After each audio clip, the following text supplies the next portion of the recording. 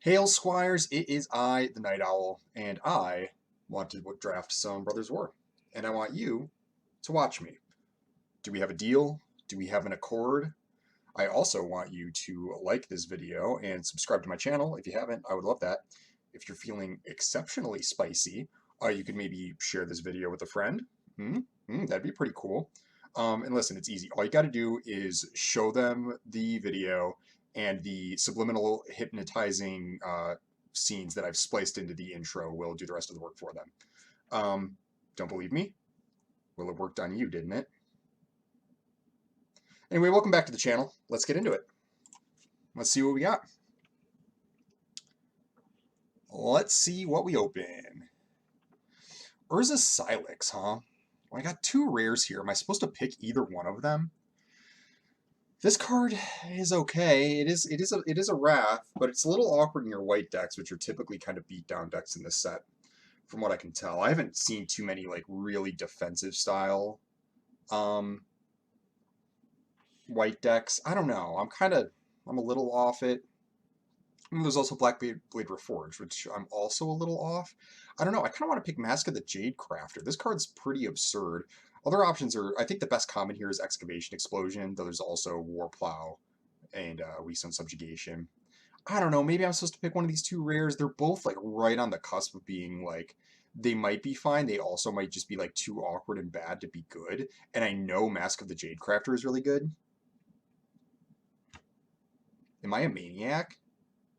Maybe I'm wrong about this card. I don't think I'm wrong about this card. I think it's fine, but I don't think I have to go with something like this. I think I'm going to go with Mask of the Jade Crafter. That could be really wrong and bad, but I don't know. I think it's fine. I'm skeptical on Blackblade Reforged. Maybe I should have picked it for just that reason. Maybe. I got the big moon bowl going today. Got the power of the night infusing me. What do I think here? There's Cindermaw, which is like a fine, cheap beater. It doesn't do like, it's not like kind of like an X Factor type card where it's like, oh, this nice uncommon that really like allows me to attack from this unique angle. I might just pick Giant Growth. It's a little early for Giant Growth, but this pack is pretty weak, and I kind of want to pick more green cards. And also, I kind of regret not having more Giant Growths in my deck. I actually think I should be picking this card a little bit higher. Second pick's pretty high, but this pack is so weak. It's like that or Cindermaw. And actually, I think that these are about equivalent. Like, especially when I already have a mask. Like, I don't think I need to like pick a card in another color here. There's really nothing else that's that worth it. Yeah, I'll just pick Giant Growth. A little early for it, but whatever. I don't think any of the like, so Great Desert Prospector is okay in like a very, very specific deck. I don't think I'm that interested in like trying to go in on it, like, I don't know. Well, maybe, because I have Mask of the J Crafter, so another card I'm looking at here, it's like I'm looking at like Self-Assembler maybe, or Disenchant. Possibly Thraxodemon. Possibly Thraxodemon, and I could go to the green-black direction again, which is pretty good. So Thraxodemon, Disenchant, Great Desert Prospector. So if I'm looking at the Disenchant anyways, the thing is Great Desert Prospector might actually go in a green-white deck where it's like I kind of go wide and then like ramp into things like Mask of the Jade Crafter. So it's interesting at least. It's interesting. I think I just want the Disenchant. I think I just want the Disenchant. This seems like a lot of work, and things have to go really right for it, whereas like Disenchant is just a really solid removal spell that I want to pick like fairly early. Okay, we have Evangel of Synthesis, though it's a blue-black card, so I don't read too much into that. There's basically no red here. It's fine. Wing Commando is kind of the best card in the pack. I sort of want to just take Stone Retrieval Unit and sort of punt the pick. I think Stone Retrieval Unit is like likely to make your deck no matter what. This card's a little... Here's the deal, gang. Power Stones are really good. They're just really good. It's really hard for Power Stones to be bad because they just like this... They trigger all your synergies. They make all your cards, not all your cards cheaper, but they make your turns go so much smoother. That I actually think that like picking Stone Retrieval Unit kind of high when it's like I have like all this stuff. I could pick Evangel of Synthesis and like try to abandon like all of this stuff. That's an option, right? But I actually think just like playing the double artifact, getting the double artifact card. Also, if I am playing green-white, like this will fit really nicely. Again, I'm kind of making weird picks here, but I think this is kind of how you're supposed to draft this format. If it's not super sick, just draft really good role players and then try to get the super stick stuff in your deck. And that's kind of where that pack was. Like nothing there was like really special at all. So why don't I pick this card that's like almost guaranteed to make my deck and just make my whole deck run smoother? Because that's kind of what you want otherwise. Well, this pack is also kind of weak. We have Philology Excavation, which is not really what I want, or Yotian Frontliner. If I want to pick a green or white card, I could also pick Blanchwood Prowler. This might be time to pick Blanchwood Prowler here. Another green card. I'm not missing anything. Goes good with the Mask of the Jade Crafter. Yeah. I'm not excited about it. So far, I've picked really low impact cards. Frontliner's a little more irreplaceable just because there's not a lot of one drops, and it isn't uncommon. So maybe that's the way I want to go. But I'm not married to this Disenchant. Also, I could end up splashing it, so I think I'd rather just pick the green card. We'll pick Prowler. What do I think of this? Elsewhere Flask, reasonable. Sprite's also reasonable. I could just like fill up my 2-drop slot. I don't think red's open, so that's fine. Blue, these blue cards are okay. There's Mishra's Juggernaut, I guess. I think I'll just keep picking the green cards. We'll just cut off green, pick Sprite here. Elsewhere Flats could be a thing, but I don't really think that this is so important for me to pick up. Especially like if I am playing the green deck. Like this is nice if you're playing Corrupts, if you're playing Flow of Knowledge, things like that. But I'm not gonna play this to like play Blanchwood Armor or Lay Down Arms, like if I am green white. So yeah, we'll just keep picking green cards. The only thing I know is that I'm green. Well,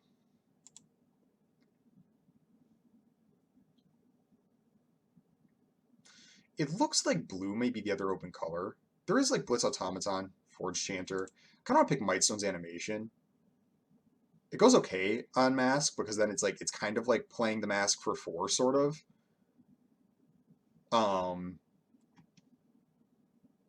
In fact, just like that. And then if this like even gets locked down, I can even like it has like a sacrifice ability like right on it, which is kind of interesting.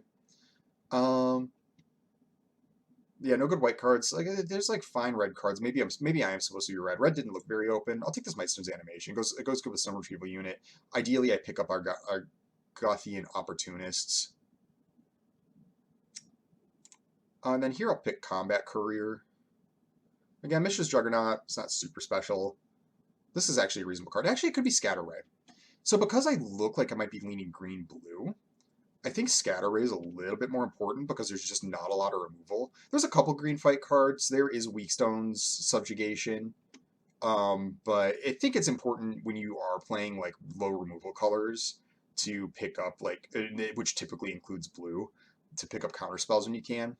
So I think Scatter Ray is a little bit more important than Combat Courier here. Oh, and Weakstone Subjugation, great. Though there's also a Goring Warplow in the pack, which is kind of wild. But no, I think that this is actually the best card in the pack. The Warplow is not far behind it at all. If it's even behind it. They're actually pretty equivalent as far as how I feel about them. So yeah, I feel like I'm going in the right direction by getting a Subjugation here. And the fact that Air Marshal's still in the pack, we'll go with that. Oh, this looks like Stern Lesson to me. So fixes my hand, creates another Power Stone. I don't really have anything crazy to do with the Power Stones yet, except for Mask of the Jade Crafter. But it's you really don't need too many of those kind of cards. I'd rather pick up like the cards that enable me to play that sort of deck, and then I can pick up the expensive cards later than like pick up a bunch of expensive cards and then realize I don't have a deck. This will be fine even if I don't end up with like big expensive things to cast. Makes my Mightstone's Animation better. All right, let's sort this out a little bit better. Still got the Disenchant. I mean, the Disenchant really isn't unreasonable. This is kind of a creature we'll put here.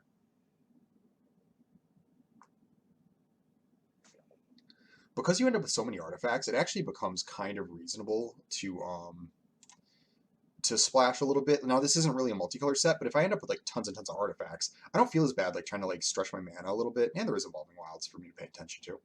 It could be Dig Site here. I think I'll just take Archaeologist. It's not Forging the Anchor. It's not Infantry. I don't think this looks like a supply drop deck. And we'll take Archaeologist. I'm not crazy about it. Also, green seems to be drying up.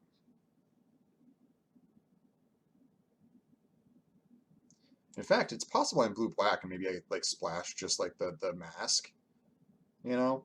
I mean, I'm just going to take this because Retrieval Agent's so weak and Trenchstalker is actually kind of interesting if I do go to play blue-black. I'm looking like I'm more blue than anything. Kind of a weak start. I sort of regret passing those rays at the beginning. But I just don't think that they were good enough that... and Mask is like a top-tier uncommon. Maybe not top, but like close. It's really good. We'll take Desynchronize. I don't really like this card. I tend not to play it. I think it's just too expensive for them to just put something back on top. And we'll take Machine over Matter here. I don't need another... Or did I even take the first Retrieval Agent? I did not. Still, I'll take Machine over Matter here. I think blue's open. Yeah. I'll keep the Machine over Matter out, I guess. Maybe I underplay this card a little bit. A Skitterbeam Battalion. Well, that is a slammy rare. Maybe I play it. Because what else is in this pack? Nothing. There's nothing in this pack. There's Audacity, I guess, if I do go for the green-blue route. Whereas this card just slams, and I have a bunch of Power Stone production. Well, a reasonable amount, at least. What do I have? I have Stone Retrieval Unit, Scatter Ray. I guess I don't have that much. Still, I think I'm supposed to pick the Battalion here. It might not work out, but because I'm passing it over nothing, like actual nothing, I think I will take it and see what I can make happen with this.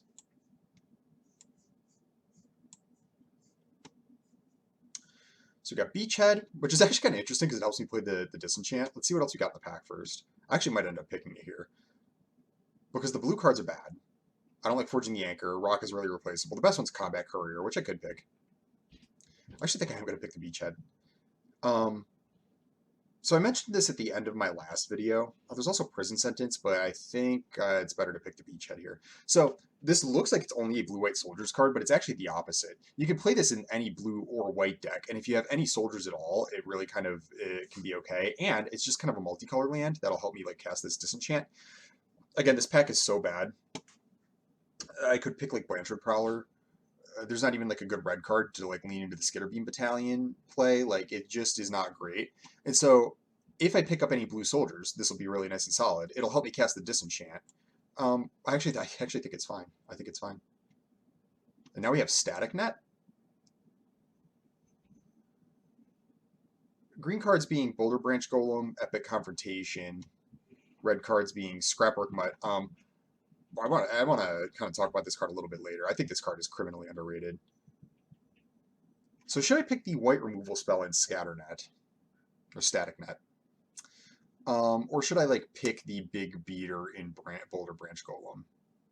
Or I could pick Burnish Heart. I think Static Net is so good that I kind of want to try splashing both the Disenchant and the Static Net. Little fiddly, but okay. Now we got Thopter Mechanic, good blue 2-drop. There's some decent white cards, Epic Confrontation coming around. So green is definitely open to my left, but I kind of expected that because, like, yeah, I really didn't pick very many. It was like I picked 1, 2, like, what was 3? Like Blanchwood Prowler, and then like Sprite. I think in my first 5 cards, I picked the 4 green cards I have, and then didn't see another single solid green card. So I don't actually think green is open. So I could even just be blue-white. Regardless, Thopter Mechanic's where it's at. I don't have too much card draw yet. That's okay.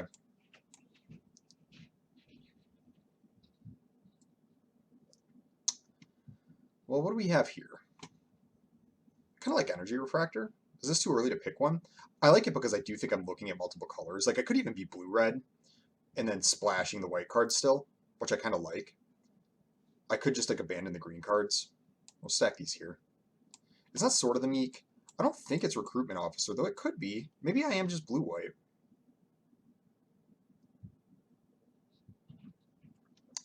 I don't look like a Recruitment Officer deck is the thing. I could pick up Energy Refractors later, though. I think it's actually fine for me to take Recruitment Officer here, take a flyer on it, and see if this is the way I want to go. Well, now we have Yotian Dissident. I don't have too many artifacts, though, do I? Another tough one to read, gang. Yeah, maybe I do just go into Blue-White Soldiers. It looks like it's what's kind of open. My setup for it isn't great. It's not great right now. The other option is again, Dissident, and I could go more green-white. We'll take the Recruitment Officer. I think I might be out of the green. Yeah, I think blue-white's what's open. Because now I can take Paratrooper. I think we kind of went backwards into blue-white here, is what happened. Which is fine. Hopefully, between the rest of this pack and the third pack, we can kind of get what looks to be, because right now, as far as a blue-white deck goes, I rate this one pretty lowly, but it doesn't have to stay that way. It doesn't have to stay that way.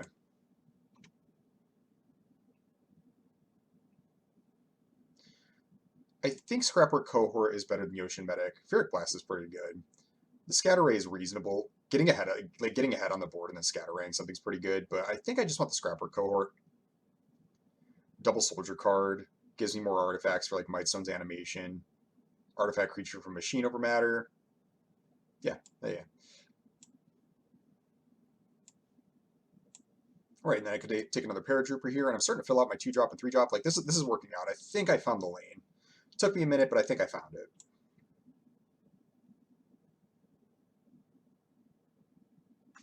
I also have decent removal. Is it Koilos Rock or Aeronaut's Wings? I think it's Koilos Rock. Creates a Power Stone. Wings is only fine. I think in an aggressive deck, this is a little bit better when you're like less planning on blocking and you just need like threats that will kill your opponent. I'm not crazy about Koilos Rock, but it could be a thing. I will take Burnished Heart, though I don't like it that much. I'm going to stack this like this. It's my first 3-drop. Take Air Marshal. It's filling out.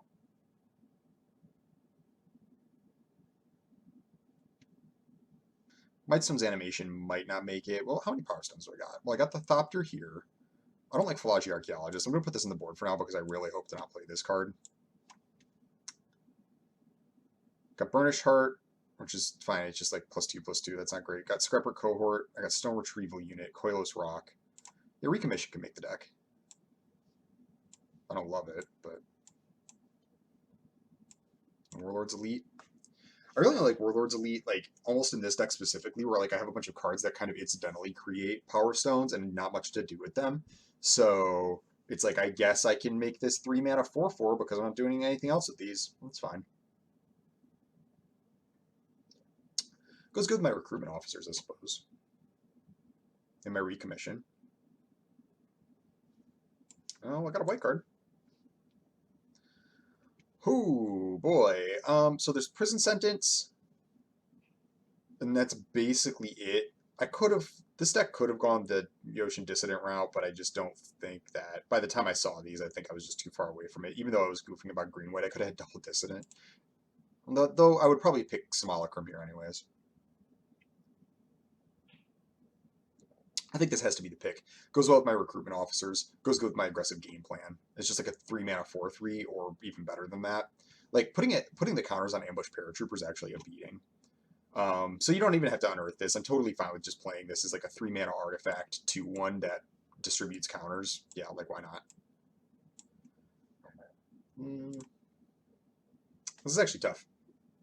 Is it Weak Stone Subjugation or Wing Commando? Wing Commando beats a little bit better. Subjugation's a little more irreplaceable. I actually don't know what I should be picking. I think it is Subjugation, because you just have to get blockers out of the way. Though I will miss the Commando. I also don't like Desynchronize that much. Well, they can stay for now, but I'm not crazy about it. Yeah, we'll take Subjugation. I might miss that Wing Commando, but it is what it is. Kind of wish I'd taken it now, because now I think I'm going to take Involuntary Cooldown. It's not Chromatic Star. It's not Stern Lesson. Yeah, we'll take Cooldown. Really good tempo effect in my tempo-based deck. How many creatures do I have? Not many. Got to pick a lot more creatures here. I'm regretting the Subjugation pick now. Maybe that was poor. It's hard to pass like removal like that though. Like when you're attacking, like getting blocked up by some dopey creature is the worst thing ever. Subjugation does get you out of that. Recommission's sort of a creature. Kinda.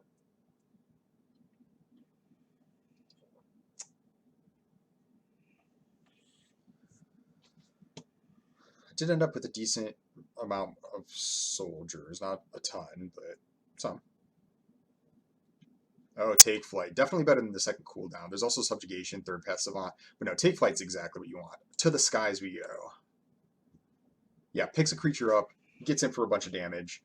Also, like, fills your hand with gas. It's exactly what you want.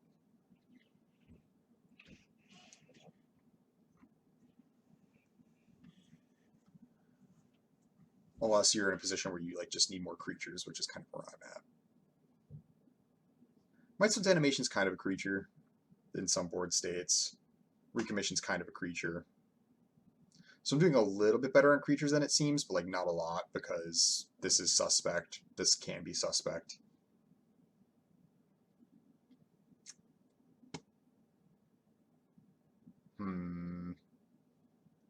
Is it Steel Exemplar? Any one of these three could be reasonable. I do have a decent number of Power Stones, so Steel Exemplar doesn't seem like out of the question. But Cavalry actually kind of like just beats a little bit better and is a flyer and is more reliably strong. I think I'm going to take Cavalry. There's a lot of boards where Exemplar would be better. I think I like Cavalry more, and I think I like it better than Chaplain. I think that this just adds like enough more offense that I think it's a little bit better than Chaplain overall. I could be wrong about that. I'm a little unimpressed with Chaplain than other people seem to be.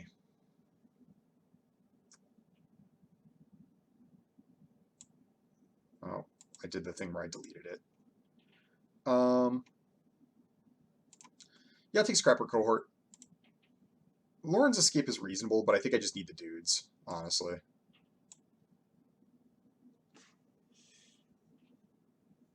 Maybe I should have taken Chaplain?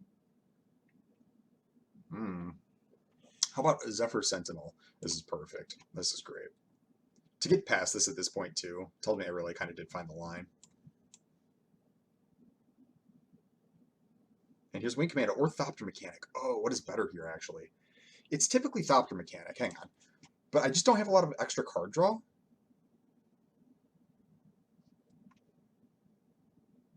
It's like Stern Lesson, and I kind of don't even want to play it. Take Flight. I'm actually going to take Wing Commando. Because I have my 2-drop slot already kind of filled up, I think Wing Commando is actually going to be a little bit better. I could be wrong about that, but that's how it seems to me. All right, I don't think I want to play Survivor. It's not unreasonable, I guess. But none of this other stuff is making it. Retrieval Agent seems kind of weak. This is so low impact. Yeah, I'll take the Retrieval Agent, actually, just in case. I'm not crazy about it. Maybe I'm underrating Survivor, but I don't think so. It just seems like such a non-card. The Wing Commando came back. My baby. Here we go. Our deck really filled out. This worked out.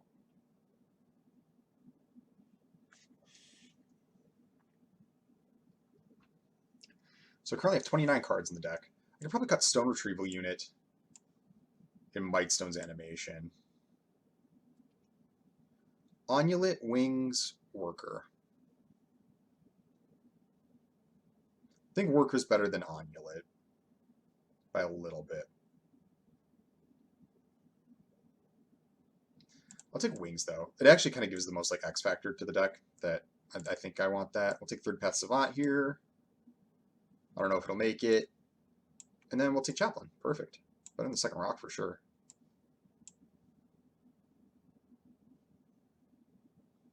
Archaeologist, nah. All right. So I've told you guys before that this format is a lot about rares, but the other thing that you can do is just try to beat your opponent up before they get going. And that is what we are going to try to do. That is our goal here today. So let's make it happen. Boy, that fortified beachhead picture worked out, huh?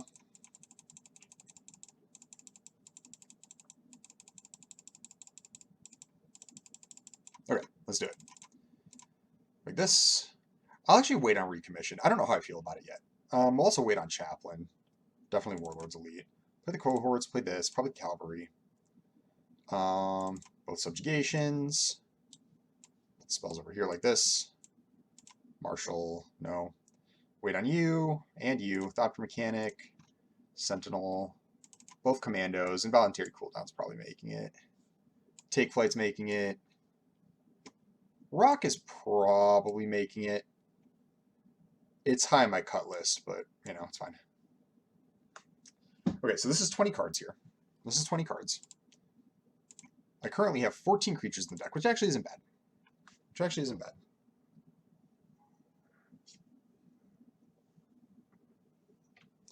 Man, it'd be nice if Airlift Chaplain was a soldier, but it's not. It's a cleric.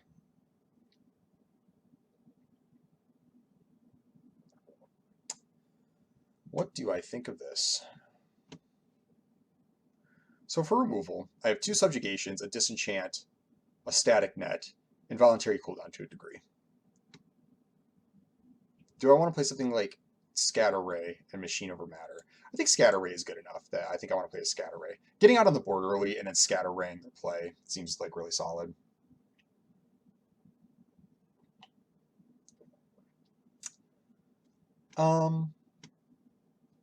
Chaplain's probably good enough of the creatures that I have, because like of the additional creatures I'm looking at, it's like Chaplain, Warlord's Elite, Third Path Savant, Retrieval Agent, maybe one of the artifact creatures.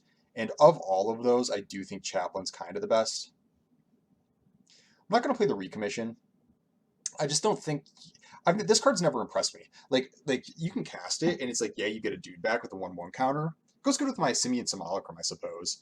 But for the most part, I don't know. I guess it goes pretty good on Wing Commando and Zephyr Sentinel. The thing is, in your aggro decks, I worry about getting caught with cards in your hand that you can't cast. And then by the time that you can cast this card, like say it's like been a little bit, and it's like you haven't been able to cast it, and then eventually one of your cheap creatures dies. It's like, congratulations, you get your creature back, and it's like maybe too late for a creature of that size to like really be that high impact.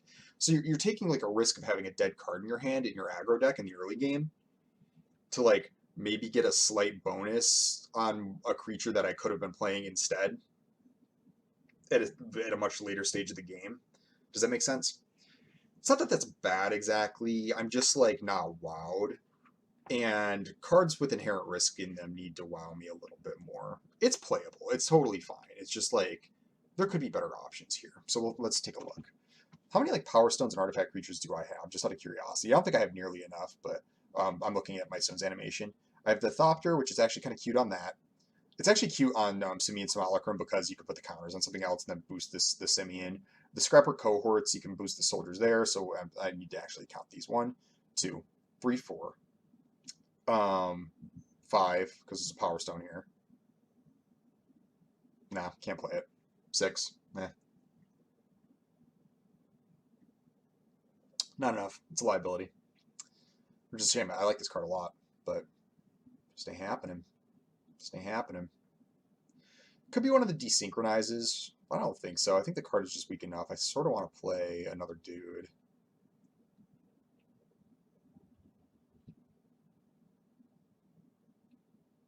Sort of want to play another dude.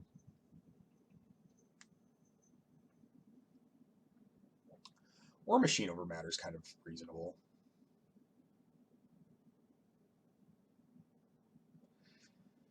Like I said, I think I underplay this card a little bit because unsummons, they're card disadvantage, right? And so typically, and so you need to really be tempo oriented in order to make use of them. But the thing is, I think one thing that I underrate about these kind of cards is that they're not always card disadvantage. Like you can just like eat somebody, like combat trick, or like buy your guy back from under enchantment removal, or even not even enchantment removal, like just like normal removal. You can just like buy your creature back or whatever. Um, so I don't know. I don't know. It's risky. It's like situationally incredible and then situationally really bad. I don't know how I feel about it. How many creatures do I got now? 15? Well, it's pretty solid. It's pretty solid.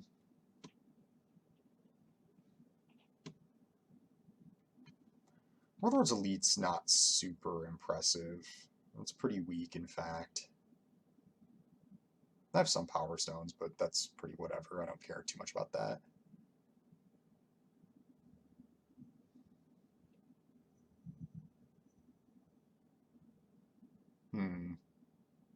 The Desynchronize is reasonable, but I think I like it kind of the least out of the options because when you are an aggressive deck, it's a lot better to like. It's more fine if you like play it as a tempo play, get their blocker out of the way, they put it back on top, and it's like whatever. You can even recast it next turn, you're still dead. You create those kind of situations. Whereas I don't like it as a control card at all.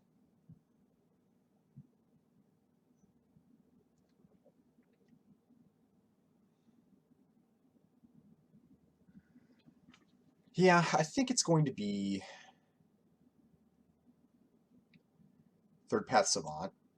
And here's the reason I like that is because first of all, just getting more creatures in the deck is good. Getting another less than three or three or less creature for like recruitment officers in the deck is good. Um, and I have involuntary cooldown and take flight, and both of these cards want me to either have creatures, like just creatures in general for like the take flight, or just a board presence to make involuntary cooldown good. Um, so I think just another spell that creates board presence kind of has the most synergy with the rest of my deck. I think the other option being Warlord's Elite, and I just kind of care less about that card. So yeah, I think that's the deck. They're going to do this, and then I'm going to go 8-8 and call it a day. That's not how you add lands to your deck.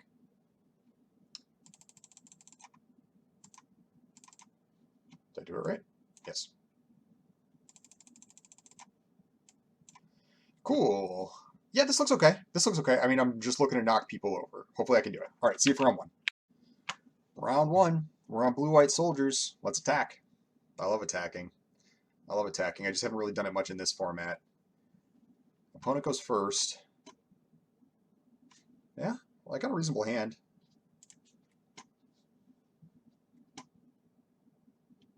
Yeah. What if I beachhead? No, I don't got any soldiers, bud. No soldiers in this hand.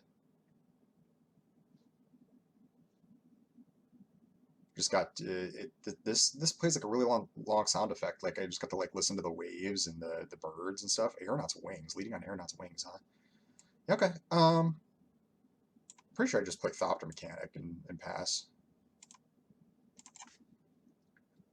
I'm much more likely to just attack this into whatever they got. Like, you know, whether it's like Air Marshal or Paratrooper could get more guaranteed damage in, but let's make them play something that has to block here.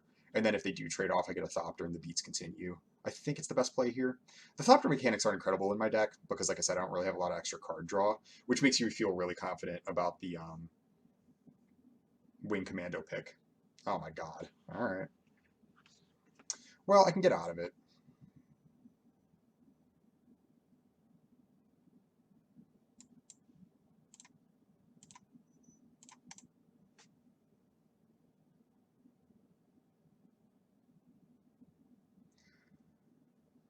I don't know what I'm going to do here, actually. Yeah, you put the wings on it. That's actually pretty good for me. Because you can attack, draw a card, and that's okay. I mean, this is annoying. I might static net this, but I like that they spent their mana on that because I'm going to try to beat them up in return. This is very silly, though.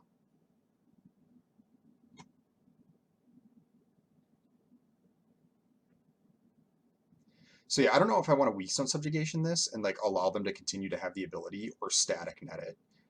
I think I want to. I think the way that my hand's set up, I think I want to like.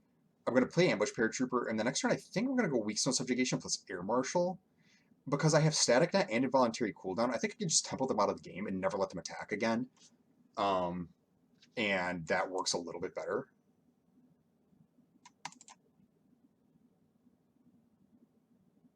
Mm-hmm. They clearly have action. Let's disfigure. Go for the throat, perhaps. Uh-huh. Okay, not great, but fine. Oh, this is actually even a little bit better.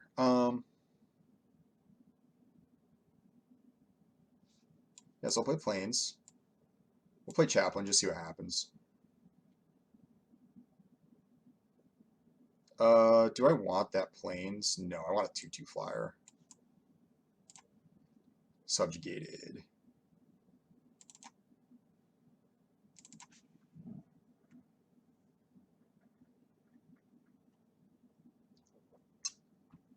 This could come back to bite me. It's definitely the more aggressive line where I just kind of concede the card advantage to them, but I think that's what I'm supposed to do here.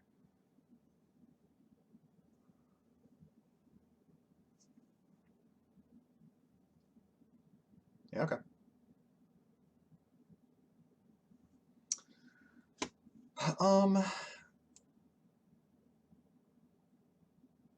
What do I do?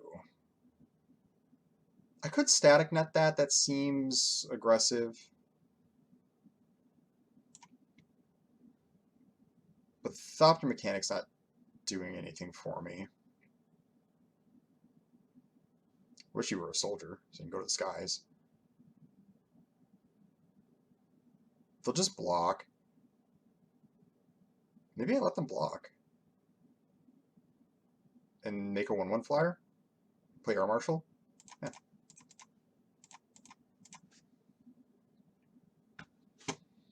I'll just transform this into a 1/1 flyer, which is better than a 2/1 on this board.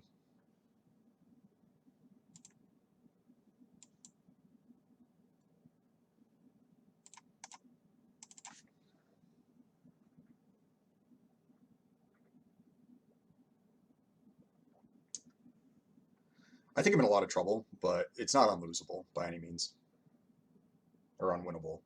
You guys know what I mean. Uh-huh. You can do that.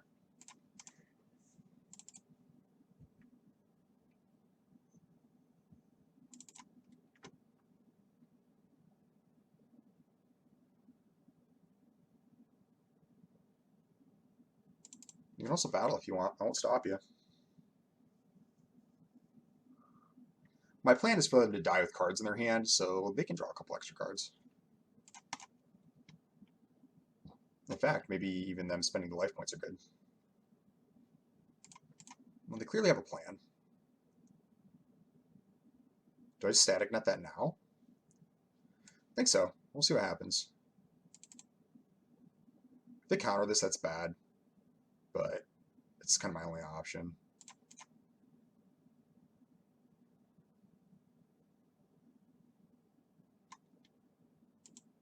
And they're thinking hard.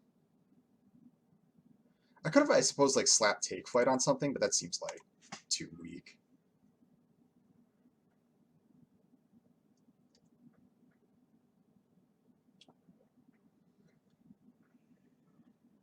I got something. Go for the throw. Okay. Huh? Still in a reasonable spot, honestly. And guess what? I got my own card draw engine about to go off here, and it doesn't make me pay life and attack with my creatures to do it. Well, I do have to attack with my creatures, but they're the ones who's interested in blocking here. So, sure.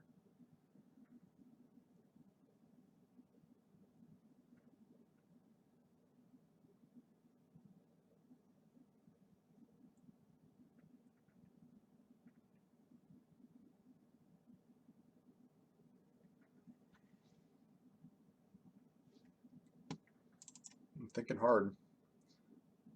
I feel very medium about my spot. You know, I like to report on how I'm feeling, whether I feel good, whether I feel bad. I feel incredibly medium. I think this is anyone's game. We both have our own advantages. Uh-huh.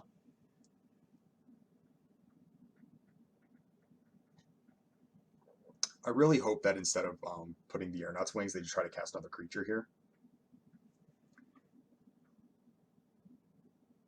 It's annoying.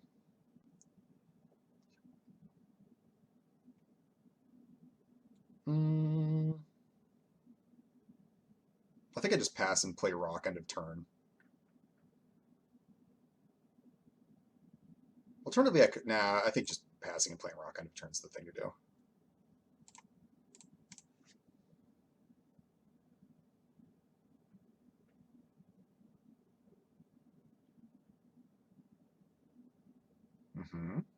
That's fine.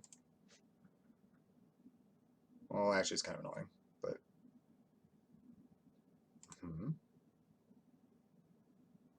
You can battle with it, though, if you want. It makes my monetary cooldown, like, way worse.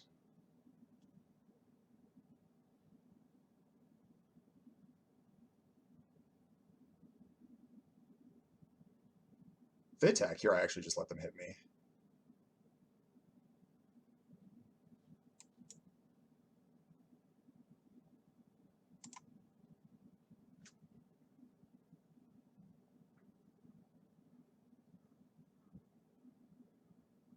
This just misses, though. Dreams of Steel and Oil just misses, which is kind of nice.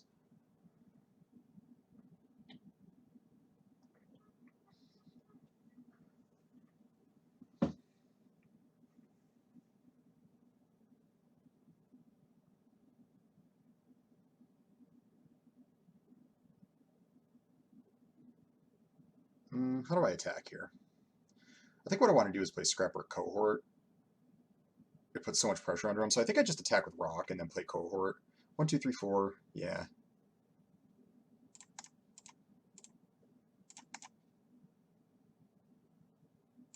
I take it. Okay. Well, this presents a lot of pressure.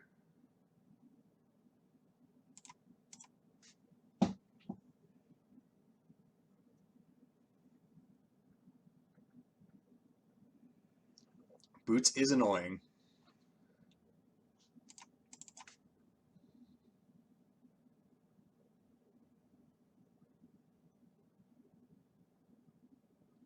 But Beachhead's really nice with Cohort on the field.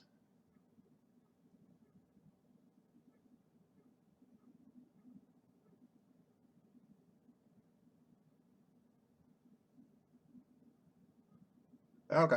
Yeah.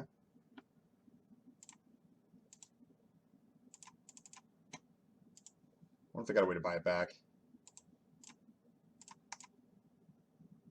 Oh.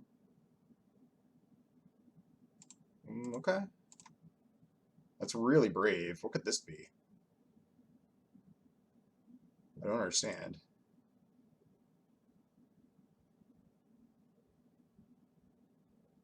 Um.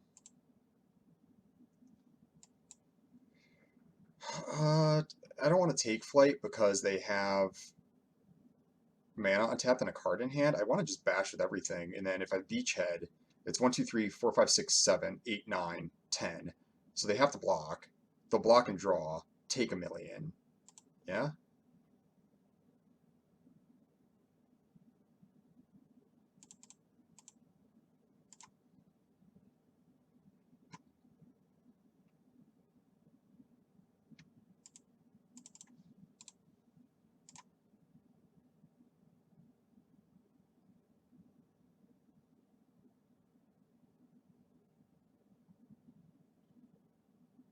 I can draw a card. Go to 3.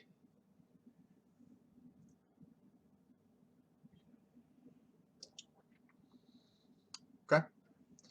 I think we might be in good shape. As long as I mean they could slam some haymakers here, you know.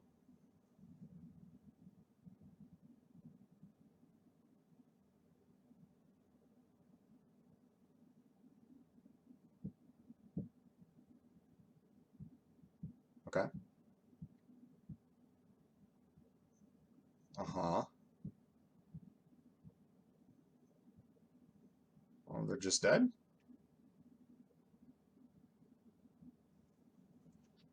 I think so.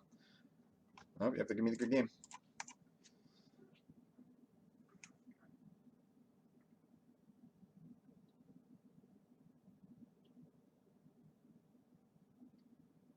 I can't think of anything for one colorless that does it. I think we just slam.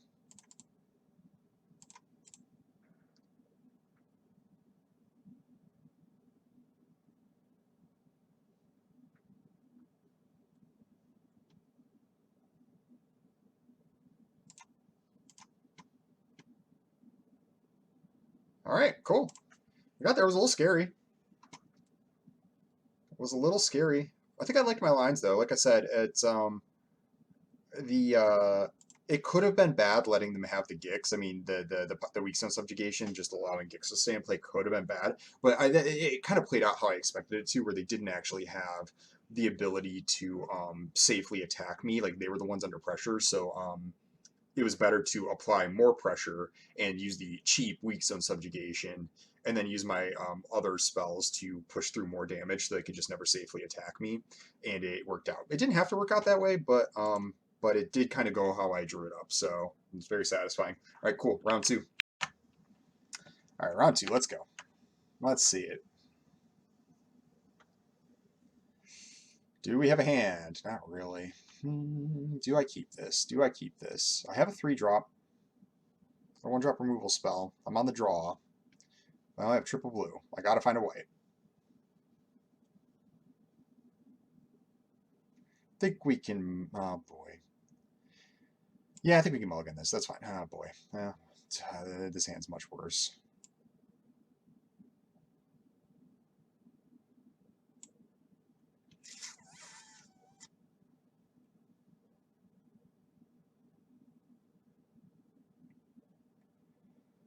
I think it's got to be involuntary cooldown, but I'm not jazzed about it because I think that this is the sort of thing that you kind of need, that I'm going to kind of need to do in order to win this game.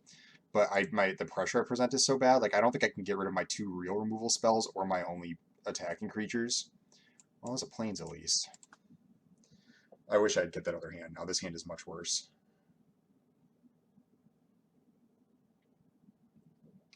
You know, guys, like I've talked about mulliganing a few times, and it's like I face hands like that, and I'm always like, ah, I'll just keep it, I'll run with it, I'll go with it, and then like this is exactly the kind of thing I worry about when I mulligan. That it's like, oh, this hand isn't like any better at all, and now I'm down a card. And that's why I tend to keep stuff like that, and so I'm feeling regretful. Oh, okay.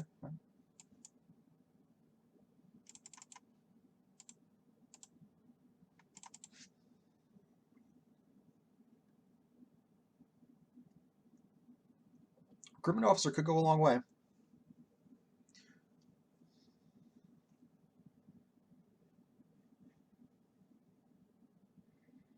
Hmm. But I got some of my worst creatures in my hand.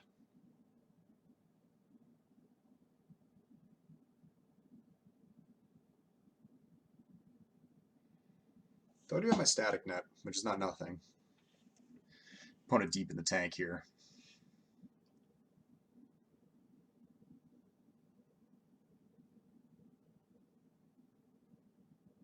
If this is Argothian Opportunist, I'm actually not going to attack. I'm just going to jam Savant. Rootwire Amalgam. You can sacrifice it for 5. I can disenchant that. I'll probably do that next turn, actually. I'd rather get the Savant going.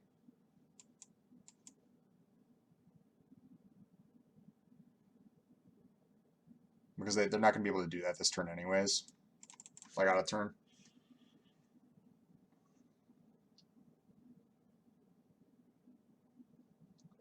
Good card.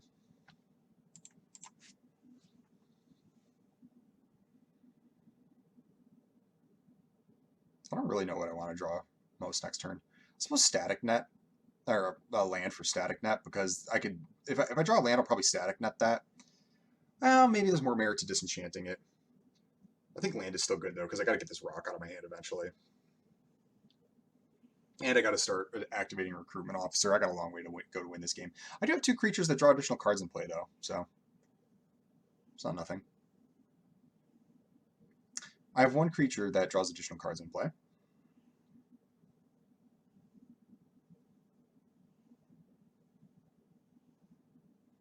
Well, if they attack, I ain't blocking.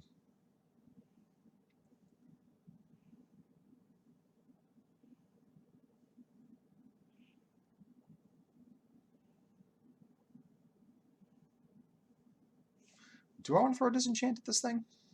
I think so. Oh, no, I definitely do. That's actually kind of cute. That it can make the 16/16 now. That's awesome. I like that. Yeah, we'll just battle. Hit my boy with the disenchant. Do it now before anything bad happens. They draw a card. And so goes.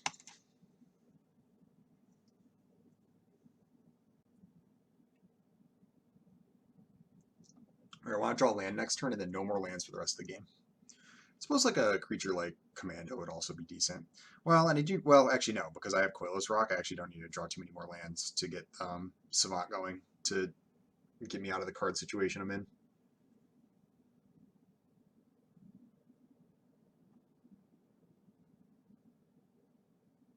Hmm. Yeah, okay. Oh, yeah, land would have been good. Do I want to play the Static Net or the Weakstone Subjugation? I think I kind of want to subjugate that. But Static Net does give me another Power Stone.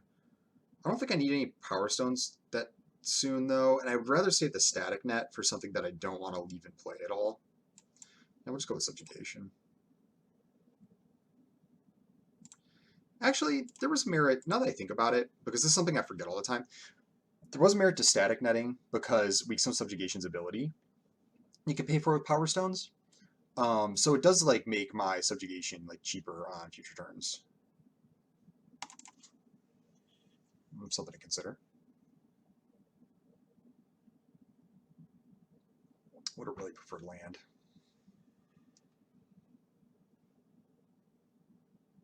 I wonder what the energy refractors are for. They're playing black. Maybe they got like Thraxodemons or something.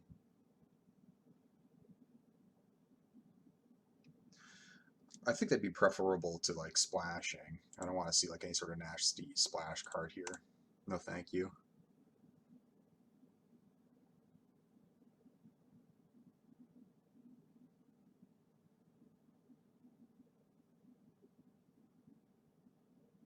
Rager. Yeah, okay. Opponent's definitely winning the card advantage game. I'm gonna just put this on Savant here. A little all in on Savant, but I think that's where I kind of have to be right now. Applies a little more pressure.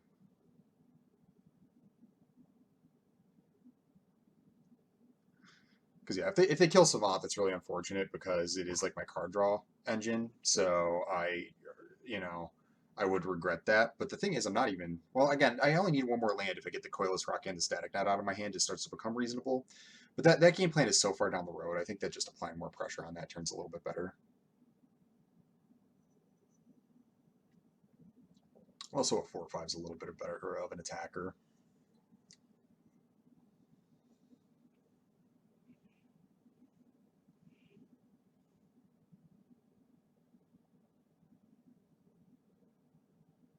That was weird.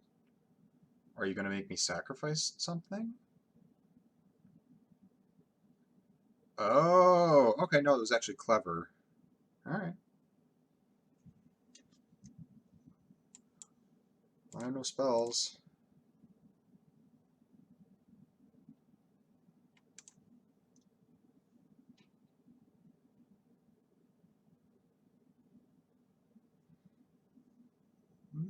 Yeah, respectable play out of my opponent. But they didn't have to blow like all the removal. So this could end up being a mistake, but I think I just gotta go for it. Because like if they have like some sort of pump, that this will be a lot worse. But so it goes.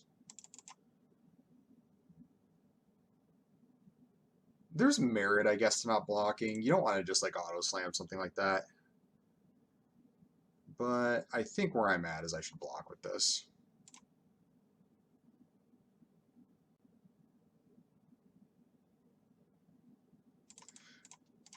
The reason is actually a little bit less about taking damage and a little bit more about, ah, boy, 2/1/1 counters. That's so annoying.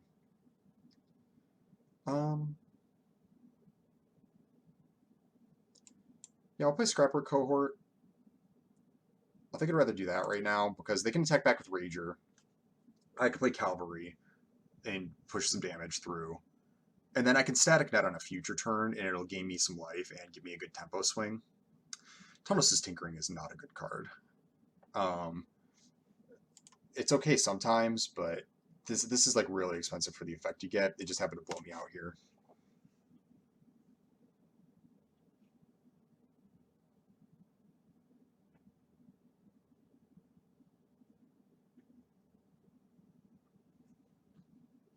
Yeah, I won't block.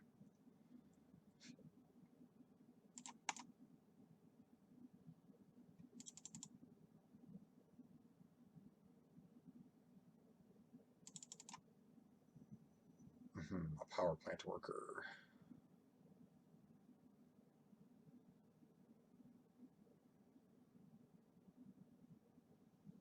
Well, I think I'll play Cavalry, put a counter on Cohort, attack with Cohort. Really wish I had another Plains.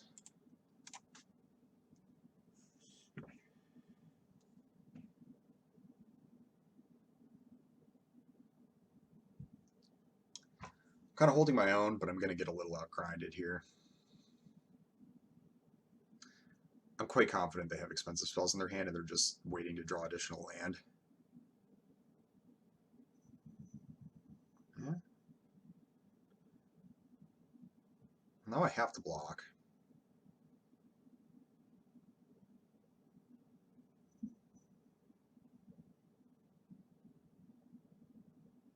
But I think that's actually okay.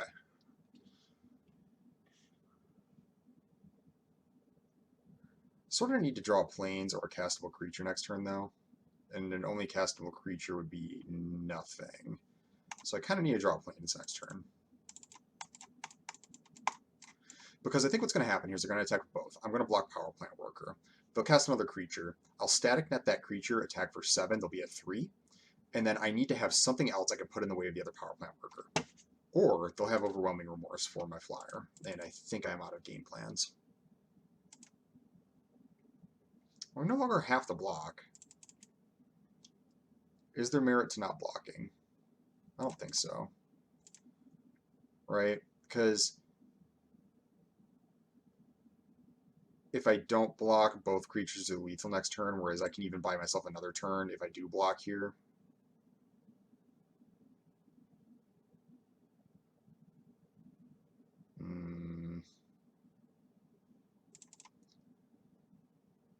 Right.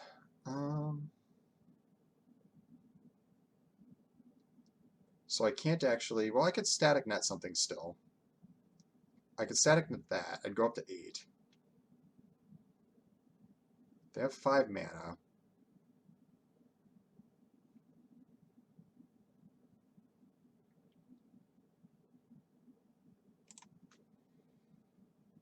How much? That takes a white to do this, right? I think I'll attack with this. I don't think I win. I don't think I win by not attacking here. So let's attack.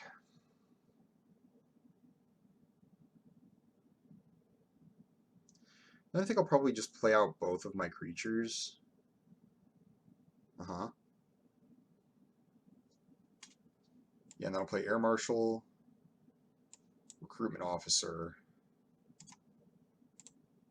and turn.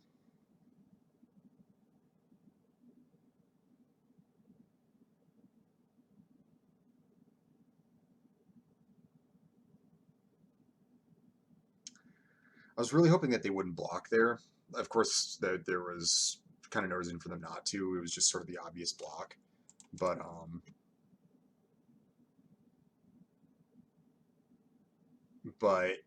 there was a chance that I could win if they didn't.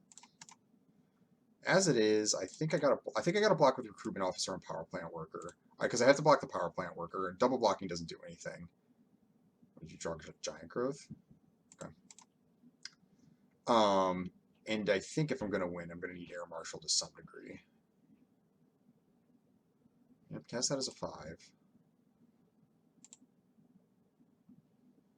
This is not good. I can keep the planes in my hand, I guess. So if I static net, it's not really enough because now I'm at 2. So I have to leave 2 blockers back.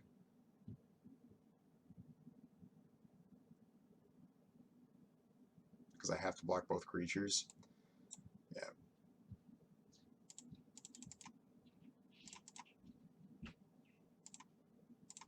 I don't think I have wins here. Involuntary cooldown at one point might have been alright. I could have maybe got there with that.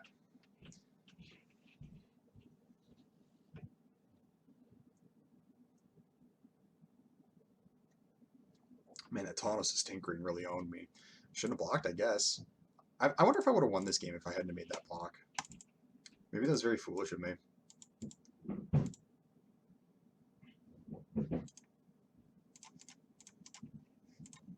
Right, because I would have had a 3/3 flyer beating on them this whole time.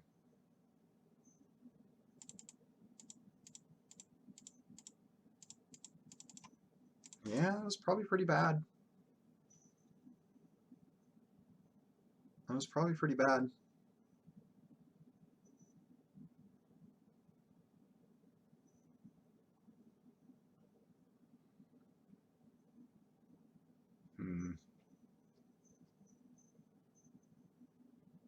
Suppose it wasn't worth the risk. Suppose it wasn't. Not against the deck playing green cards.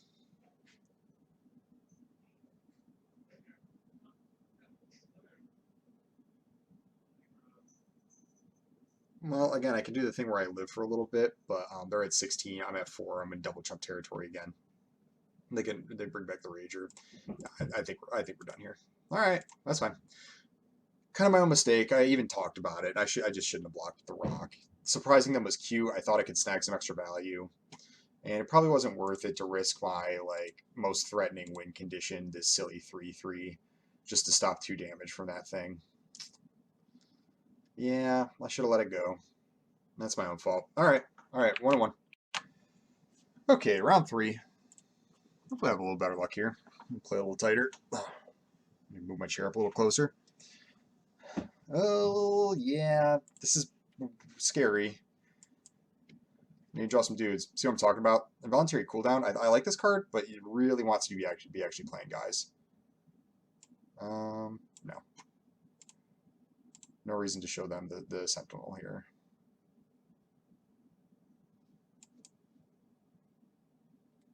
Oh, I shouldn't have done that because they get to do the loot. Now they get to see. That was silly. I was like, well, they showed me the information that they had. Oh, they figured that out. Red blue, huh? Okay.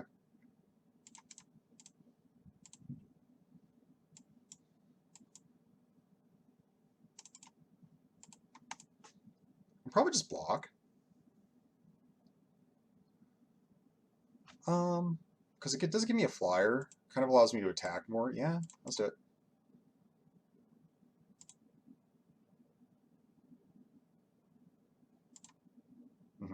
See, yeah, this is fine. It was just going to attack into that anyways. You can get an Elsewhere Flask. I don't think you're going to have a lot of time for that, except I'm drawing a lot of land, which is pretty bad. No reason to subjugate that. Okay.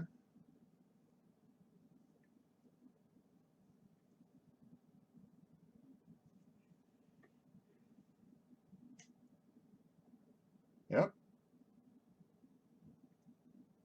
Spending a lot of time fiddling around. And again, I'm just going to take this entire turn off. Jeez, man. My draws have been pretty bad, guys. 7 land at this point is really bad for this deck. Yep.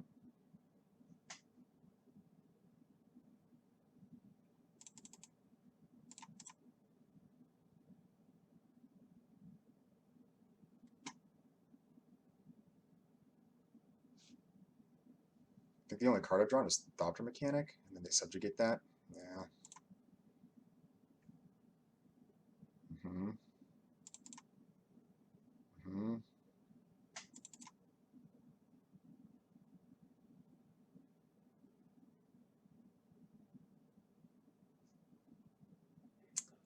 Well, it's a card. I think I have to subjugate this so I don't lose the race entirely.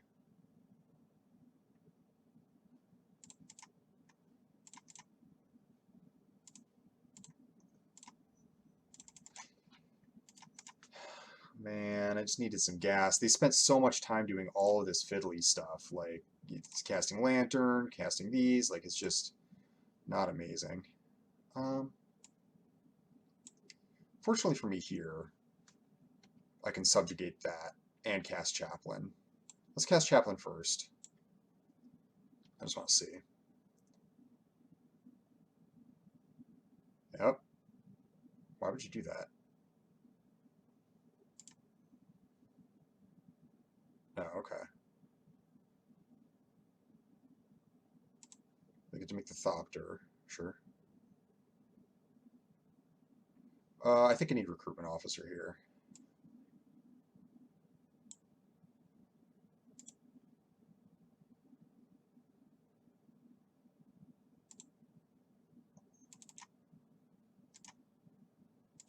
I forgot it was like until end of next turn, so they could like kind of like front the mana.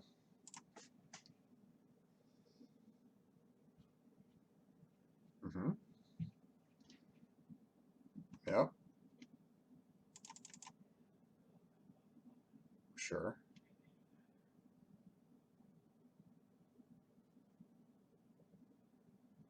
Yeah. Dang, dude.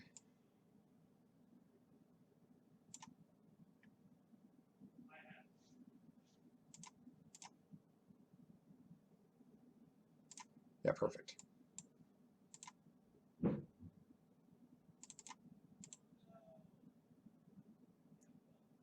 Yep. I think I'm just gonna jam this so I don't run it into counter magic.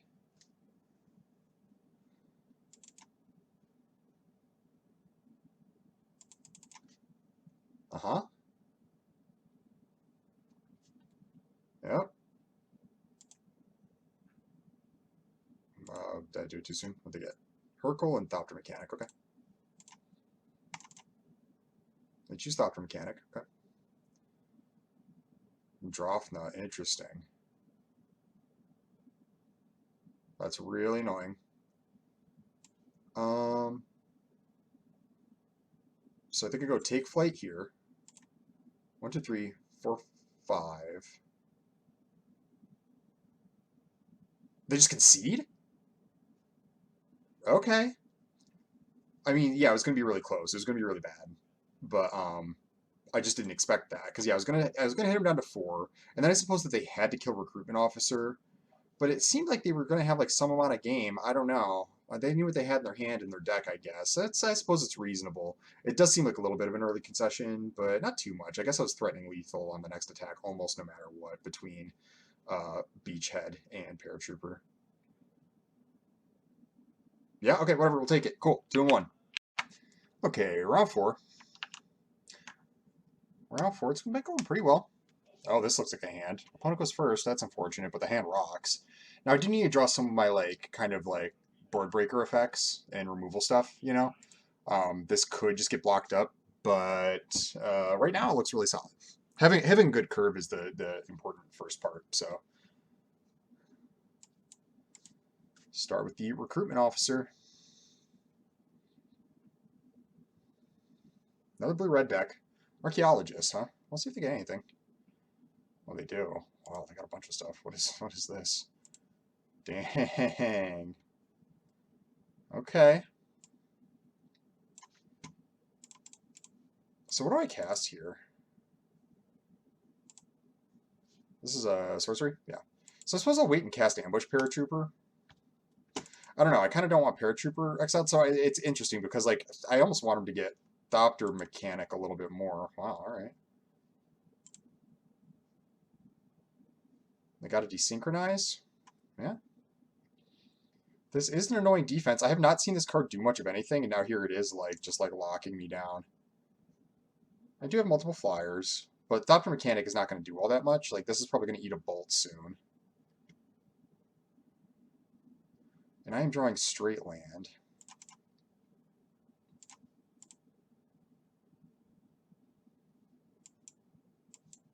Not really the draws I was hoping for.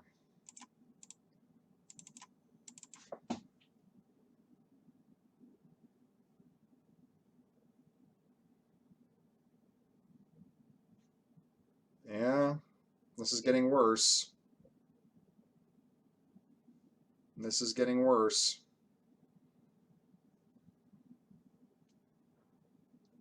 A static net. Well, do I really want a static net Iconoclast? I don't think so. So I'm going to attack with Paratrooper. I think I'm actually just going to draw a card with Recruitment Officer, or attempt to.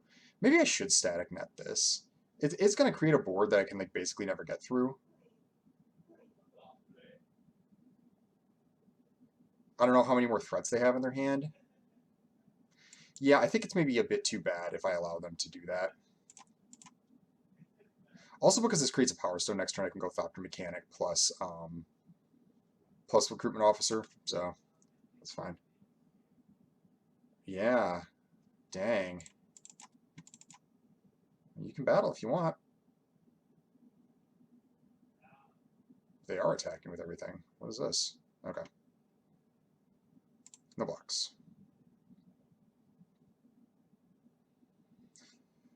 Man, oh man, oh man. Guys, I'm trying to keep my cool here. Zephyr Sentinel or Ambush Paratrooper? It's actually interesting.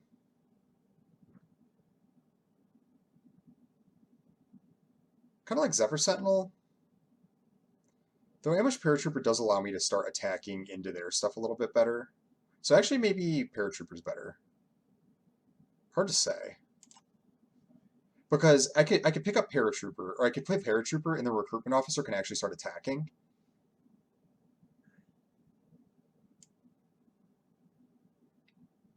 And I'm getting to the point where I'm going to be like activating it multiple times anyways. Yeah, I actually think it's Paratrooper. I actually think it's Paratrooper. It's tight there.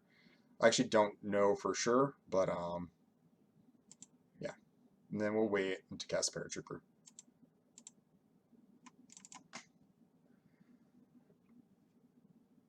Let's see what they got in their hand. It's 1 desynchronize. Do I block this now? We'll see if they even let me.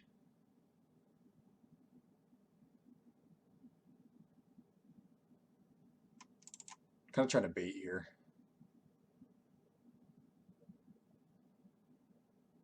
Oh. That can actually go on top. That's fine.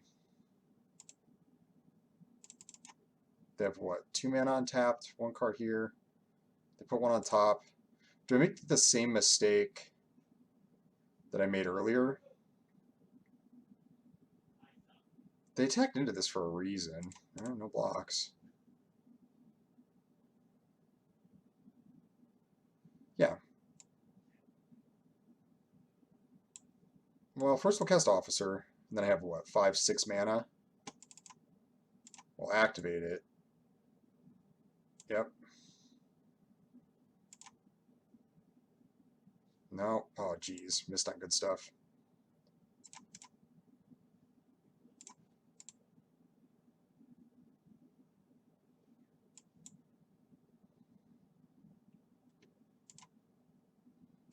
So they have 1 card in hand. They topped something.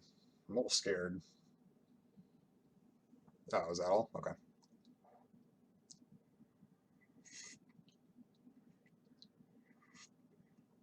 It's not bad for me at all. Yeah.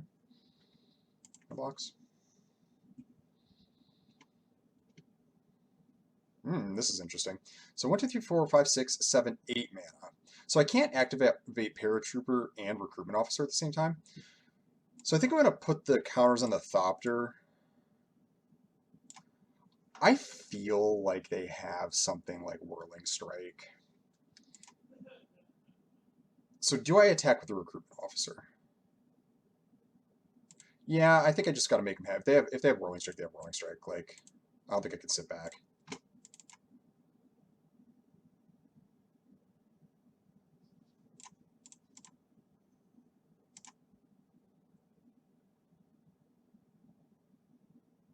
Oh, they don't. Okay. What is in your hand? Well, that's good. All right, my board's way better. Oh, no. How many cards do I have? 2? All right, at least it's going to take a while. They don't really have time for that. 1, 2, 3, 4, 5, 6, 7, 8, 9. Yeah, so we'll do this. And then we just slam.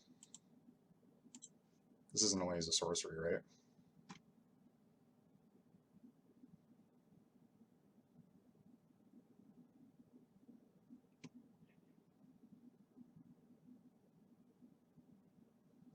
So they're taking 6. So they actually only get 1 more turn after this, unless they find something to deal with the Flyers.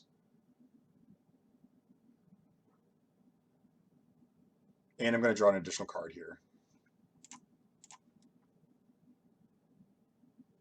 I'll take another Recruitment Officer. And then I want to activate this, right? Yeah. I could have, I suppose, drawn another card and played the Officer. Maybe that would have been better. But, I mean, this is just lethal. Like, they can't afford to Keening Stone me, basically.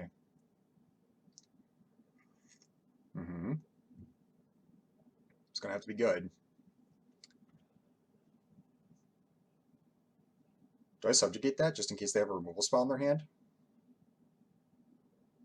1, 2, 3, 4, 5, 6, 7, 8. Or, yeah, it's 8, 9. Yeah, this seems weird, but this basically guarantees lethal. Yeah, okay. I have a feeling they had something.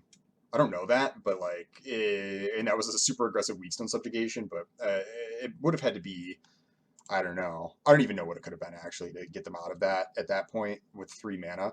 Also, I think that they forgot, I don't know if they forgot, but they should have sacrificed this Chromatic Star, I'm pretty sure, at some point to just get the card back from it. I think that they had spare mana to do that at some point. And unless they were like worrying about a double blue or a double white spell, maybe there's reasons to keep this on the field for sure. But they had gas sitting there, is I guess what I'm saying. Well, I was kind of worried about that game, but we got there. All right, 3 and 1. Okay, round 5. Round 5. Up against Eugene, MTG, and I got a reasonable hand. Reasonable, not amazing, but reasonable.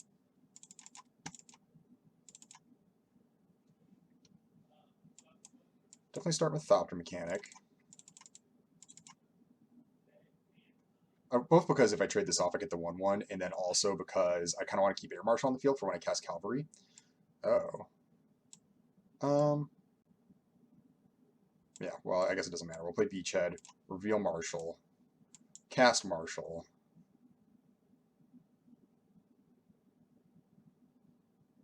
Battle. Alright, hopefully they don't cast anything too annoying next turn so I can keep this Scatter Ray up. We'll see. Oh, that's so annoying. Oh, jeez. Oh, well, that'll do.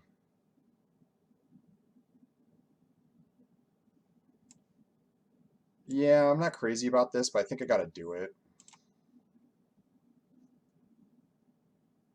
That's a very annoying card.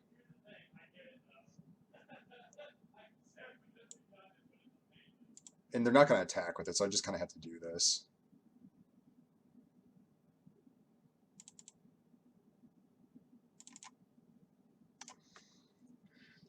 I think because it's a reach creature, had it not been a reach creature, I might not have done that, but my game plan is going to be to win in the air. Oh, this is fine. Yeah, okay. Oh, here we go. So I think what I'll do is I will attack. I'll attack with both, play Wing Commando, keep Scatter Ray up.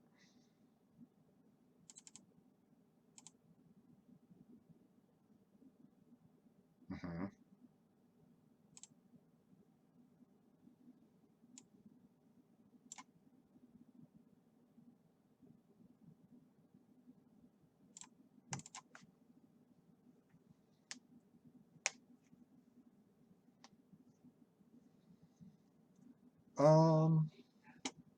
They're choking on lands. I actually think I'm going to counter that.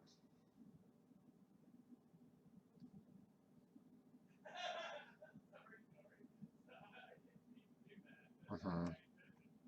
They get a card. Oh, that's not great. I'll just keep it in my hand. Scare them. Get the counter. They're at 6. I have 6 in the air. Plus Beachhead.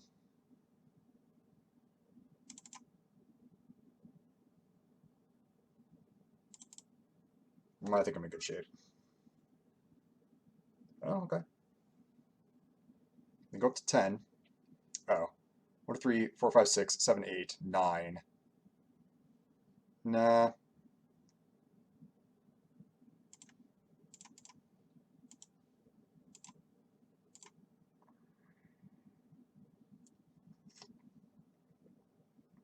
And yep. Again, it's got to be good. Cooldown's going to be really strong here. This can't be Boulder Breach Golem. Rust Goliath. Yeah, that'd be good. Be good. I mean, that's lethal anyways. Yeah. Okay, cool. All right. We just had the beats. Just had the tempo beats. Nice curve out. Was a little worried when I saw Spider. They had good reach creatures, you know. But yeah, they just kind of they choked on land for a little bit. The Power Stone helped them, certainly more than it helped me. This card's good. This good. This card's good. Yeah, 3 mana 2/4 reach is just a really solid body, even like aggressively. Like, I mean, it's not a great aggressive body, but like, it's like super solid on defense, but it can also attack. And then yeah, making a Power Stone to like get you ahead, and then having the ability to like use the Power Stone that it makes you anyways. Like, this just it really does a whole lot. And I mean, if you construct your deck right, like you just get more to do with the Power Stone than they do. Even though everybody has something that they can do with Power Stones, it's not the end of the world. And the creature's so efficient with a nice ability on it that it's great. So opponent had a really solid looking deck. I bet you there's a lot of people that they beat up, especially if they come out a little cleaner out of the gates. But that is not what happened this time. Cool. All right, 4-1.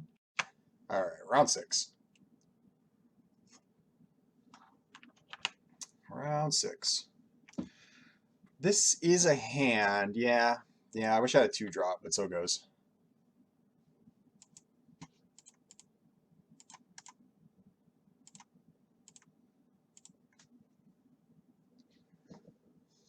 All right, island. Oh, okay.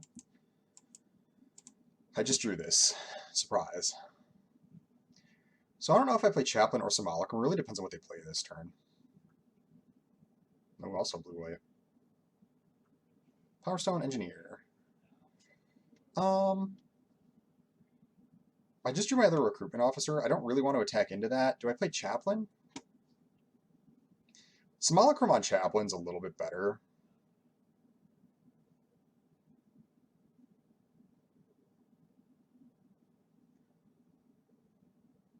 So I think I play Chaplain. Also, it can give me more land to like have a double spell turn next turn. No reason for me to just jam here. Yeah, so do I want the Paratrooper or do I want the land? I think I'll take Paratrooper. I think I'll draw enough land eventually anyways that I don't really care about that. And no tax, I see no reason to do that. Like I do want another land for Cohort eventually, but I think just having, like, had it been a less valuable creature than Paratrooper, I might have gone for the land, but it was Paratrooper. Then again, I have Beachhead. Actually, that was a mistake because I have Beachhead. No flex.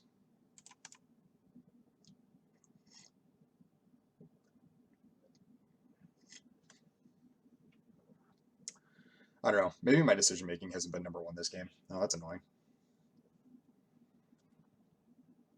Oh, this worked out though.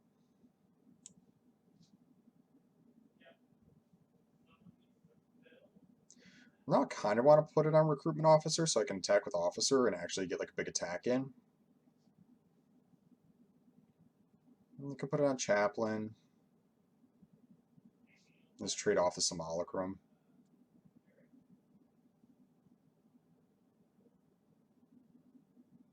Yeah. So I attack for 5 or do I attack for 3? That's really what it is.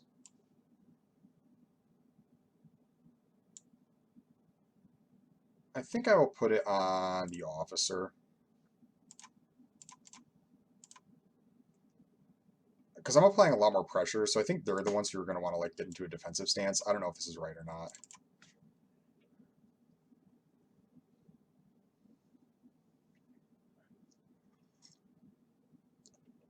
This is, of all the games so far, this has been the one where I've been the most uncertain in my decisions. It really depends on what opponent has going on the other side of the table, and I'm just not too sure. Because like Chaplain would have been better if they're going to be able to like block me up here, like and just getting in. But like if they're the ones like if they're going to try to race me, then actually putting on an officer is a little bit better because I'll be getting more damage in overall. I'll be like ahead in the race. Yeah, see, they're trying to race. Now you can get a Power Stone. Mm-hmm.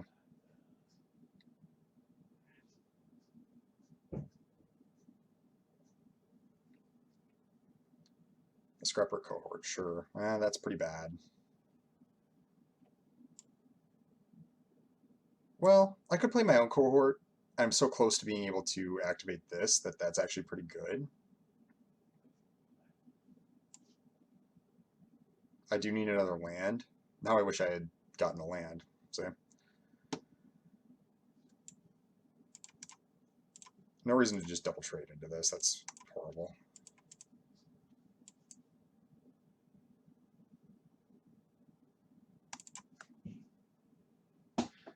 Now they kind of can't afford to full attack me. They don't know if I have a land or not, right?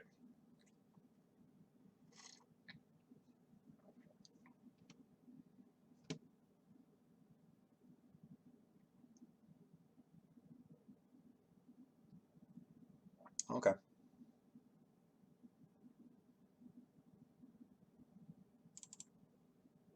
Put one on top. All right. I'm blocking that. Really want to land here. Let's go. Nice.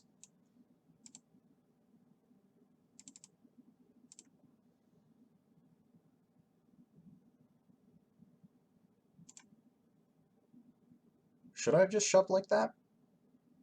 There's merit to just playing my dudes out, actually. Maybe this was too aggressive. Yeah, maybe I should have ran my guys out. Because then I could afford to start tapping out for Beachhead with a much bigger board. Yeah, I think I maybe should have waited. I think I got a little ahead of myself.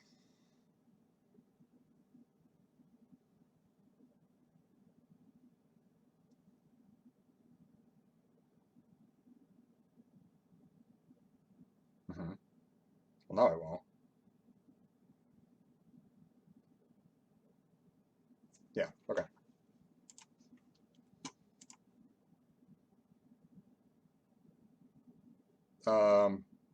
Yeah.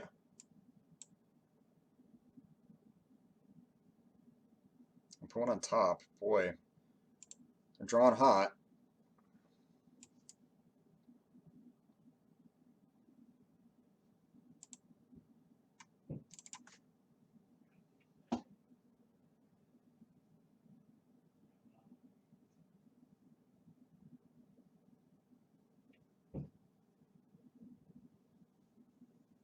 Oh, that's good for me. Okay.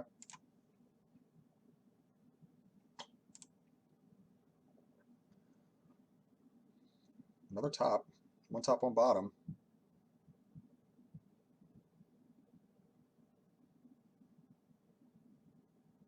I think I'm winning, but it could flip at any moment.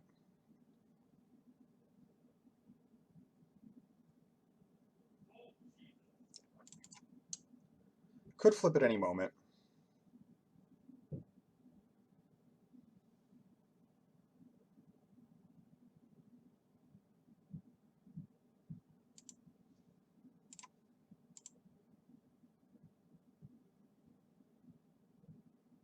Really wish I'd put the counters on Chaplin. Then again, they would have put prison sentence on Chaplin then. That would have been about the same. And actually, it's a little bit better now because now I can continue to attack in the air. Can't really stop it.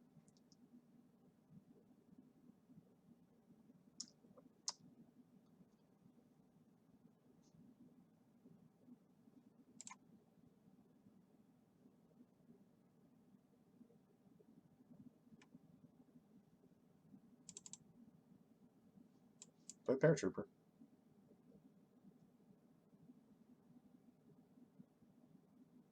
Oh, that's not good.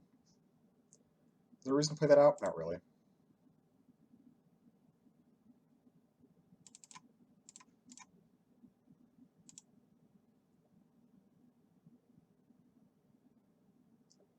Yep. Yep. If they don't block with this token, they're looking at lethal next turn. Okay. Maybe this is Deadly Riposte.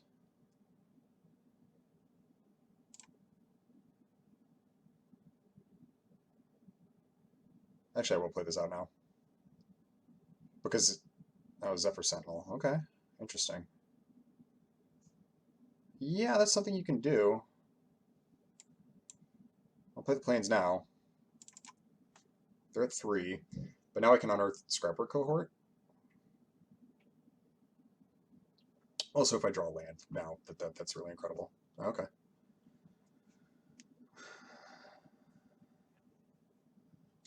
I have 5 mana with the Power Stone.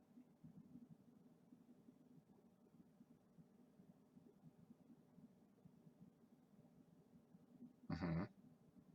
I got 2 mana. They can hit me for 3 here. I have 3 blockers.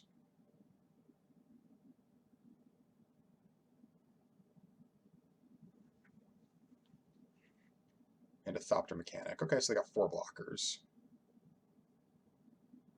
A Take Flight. Well, if I put that on one of the tokens, they have to block the Take Flight token. 1, 2, 3, 4, and I can activate Cohort and attack with the Cohort. And they'll take 1. No reason to attack with the other ground dudes.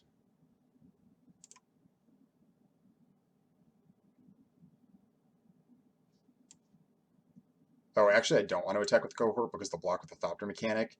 I'll have a 1/1, but they'll make another 1/1 flyer that can block the Chaplain. That's kind of bad. Yep. All right, so now they have to answer Chaplain. So I'm not afraid of I mean, they could play it as a 1/1, but I'm not afraid of Combat Thresher. If they play Combat Thresher as a 1/1, I'm inclined to believe that they're digging.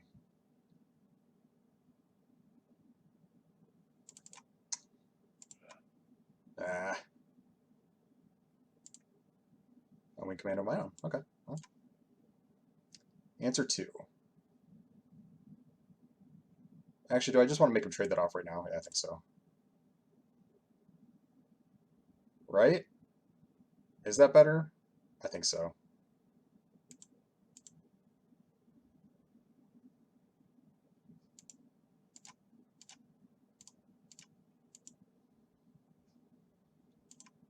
All right, find another answer to flyers.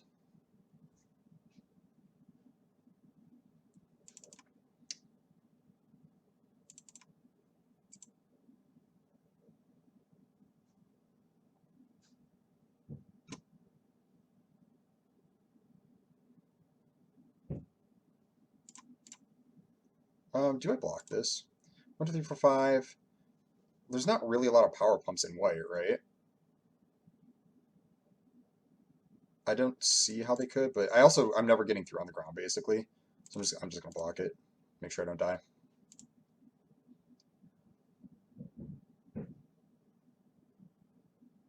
Mm-hmm. Well, I can find something.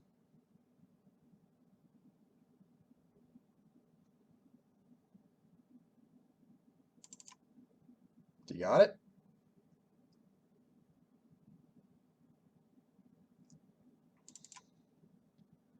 We haven't conceded. Air Marshal. Nah. Okay, cool. All right. Tight one. That was a good game. That was a really good game. I'm not even really sure. I'd have to go back and watch the footage. I'm not even really sure how I got ahead, honestly.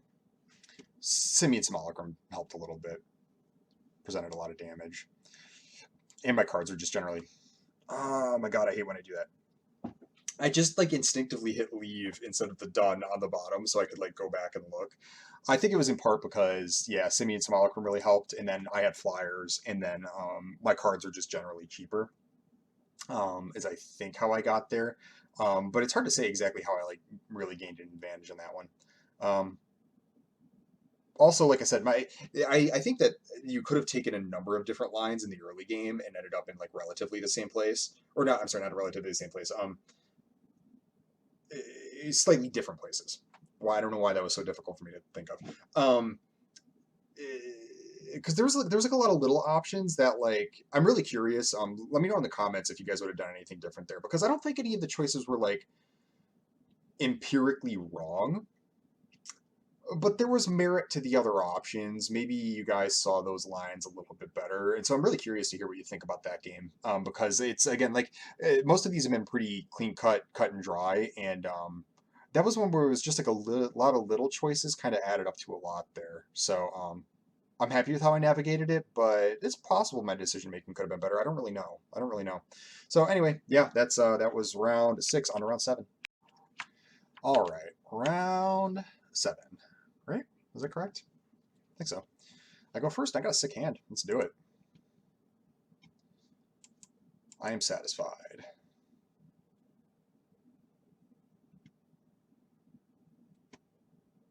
Okay, not my best draw.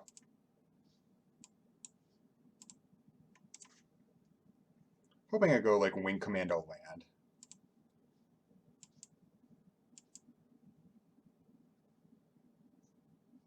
Land will do. Kind of take my third turn off, which isn't amazing in aggro decks, but you know. A Skull Flare, sure.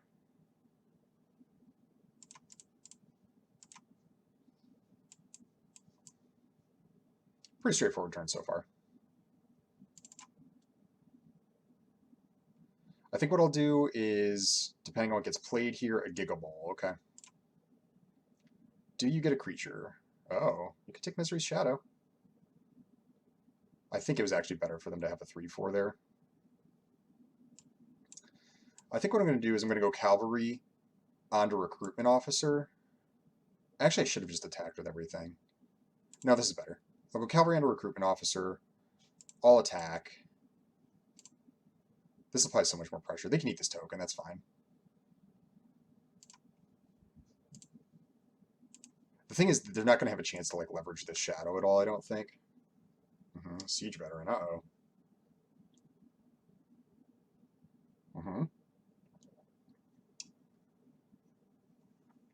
That's two pretty good rares.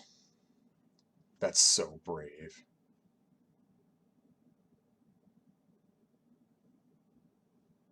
I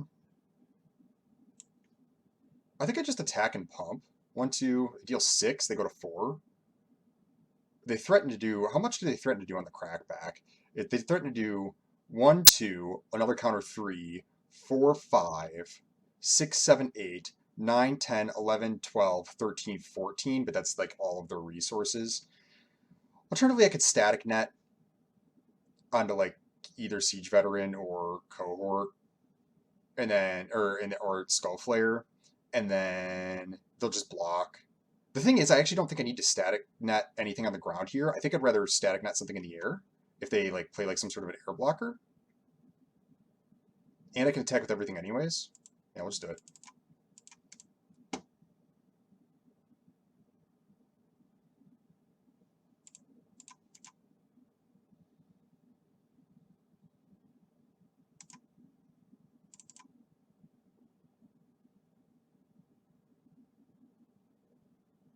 Thraxodemon, okay. It's gonna have to be good. Yeah. They're not conceding yet. And then they did. Okay, cool. Just had the beats. Just had the beats. Very, very lucky to do so though. Because my opponent had multiple sick rares. Oh, just a diamond. Look at that.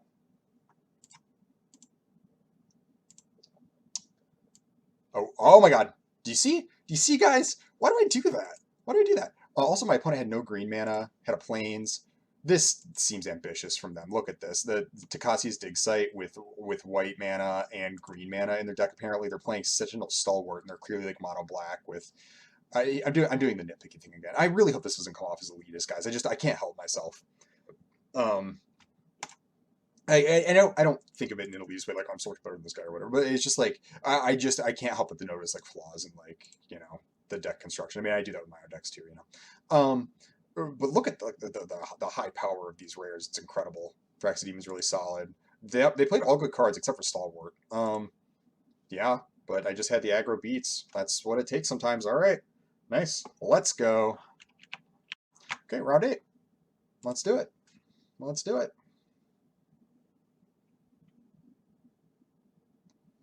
I go first. My hand is acceptable.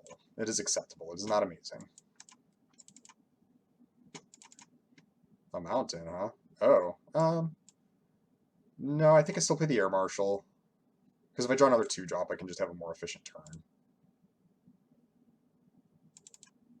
Would have been really nice to get that out, though. Stoneseeker. Oh, like this, see?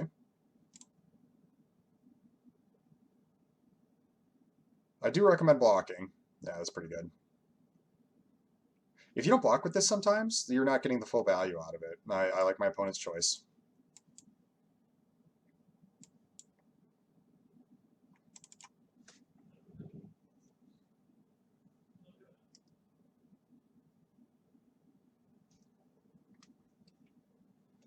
Sure. Okay, I get Power Stone.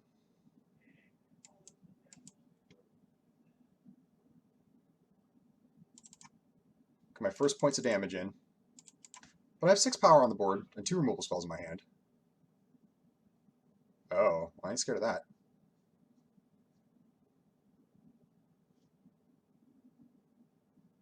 I can even enchant it. Which I probably will, because if they just let me attack, then it is actually a blocker. Though they have to spend mana on it. They'll block my Cohort probably, so maybe I will let them do that. Hard to say.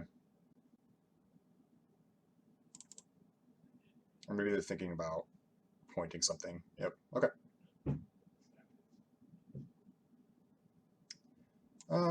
Not an amazing draw, but fine. I'll just jam Cohort. I'm kind of running out of gas, but so are they.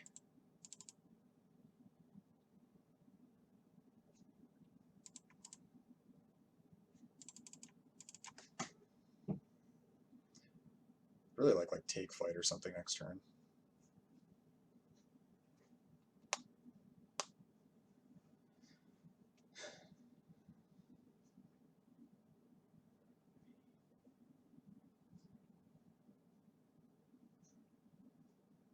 Is pass. Okay.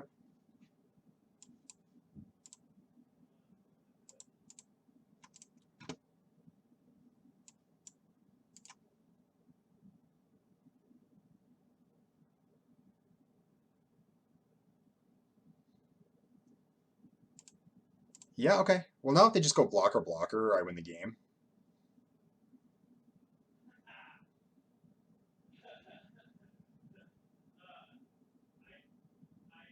Hmm. Oh, that's bad. Okay.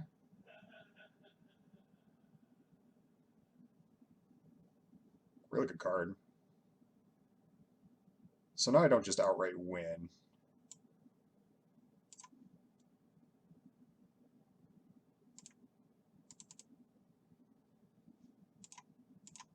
You can concede anytime you want. Charbelcher. Oh, they might get it. They could Charbelch something. Oh, they just revealed Mountain. Oh, no.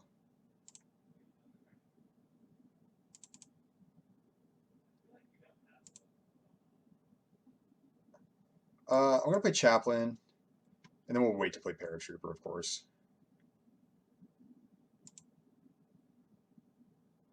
Oh, I'm definitely taking Wing Commando. Okay. And Paratrooper's lethal by itself, so even if they have the Brothers, whatever, the Wrath, Brotherhood's End, that's it. I thought of the name of the card, guys. Um, maybe they can moonshot me for 20. I want it for them almost.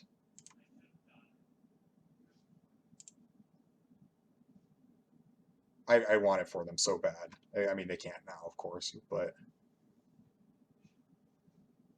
this is quite a card. This is a serious dragon. You know what would make Shivan Dragon better? If we give it a point of toughness and turn it into a Flame Tongue Dragon. I like it. I like it. I like it when the dragons are menacing.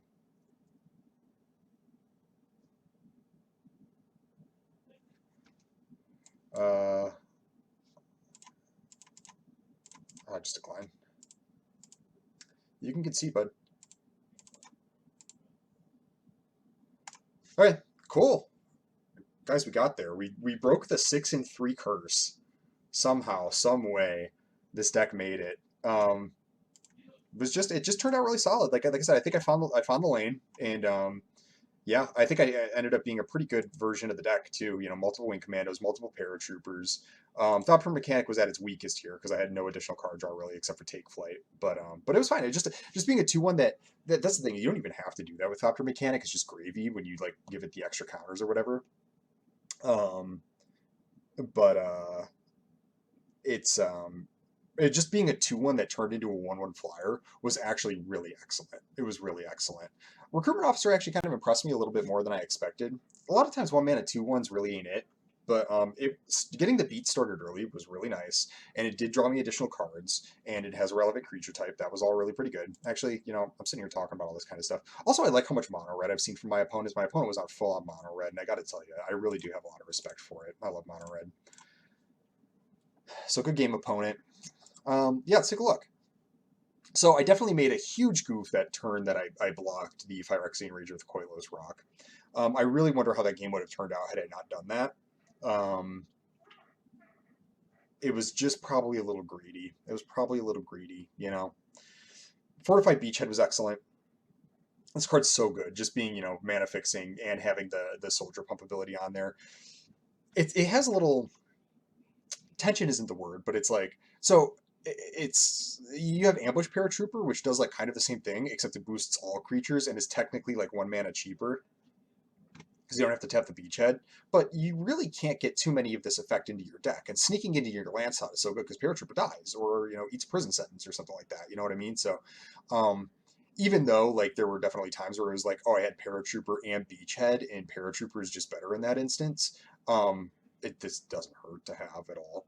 Involuntary cooldown never really did anything. I think the only time I really drew it was when I basically had it locked up anyways. You know what I mean? And it just like it was. I can't remember what game it was where I was just sitting. Oh, it was actually game one when they were sitting behind the Swiftfoot boots.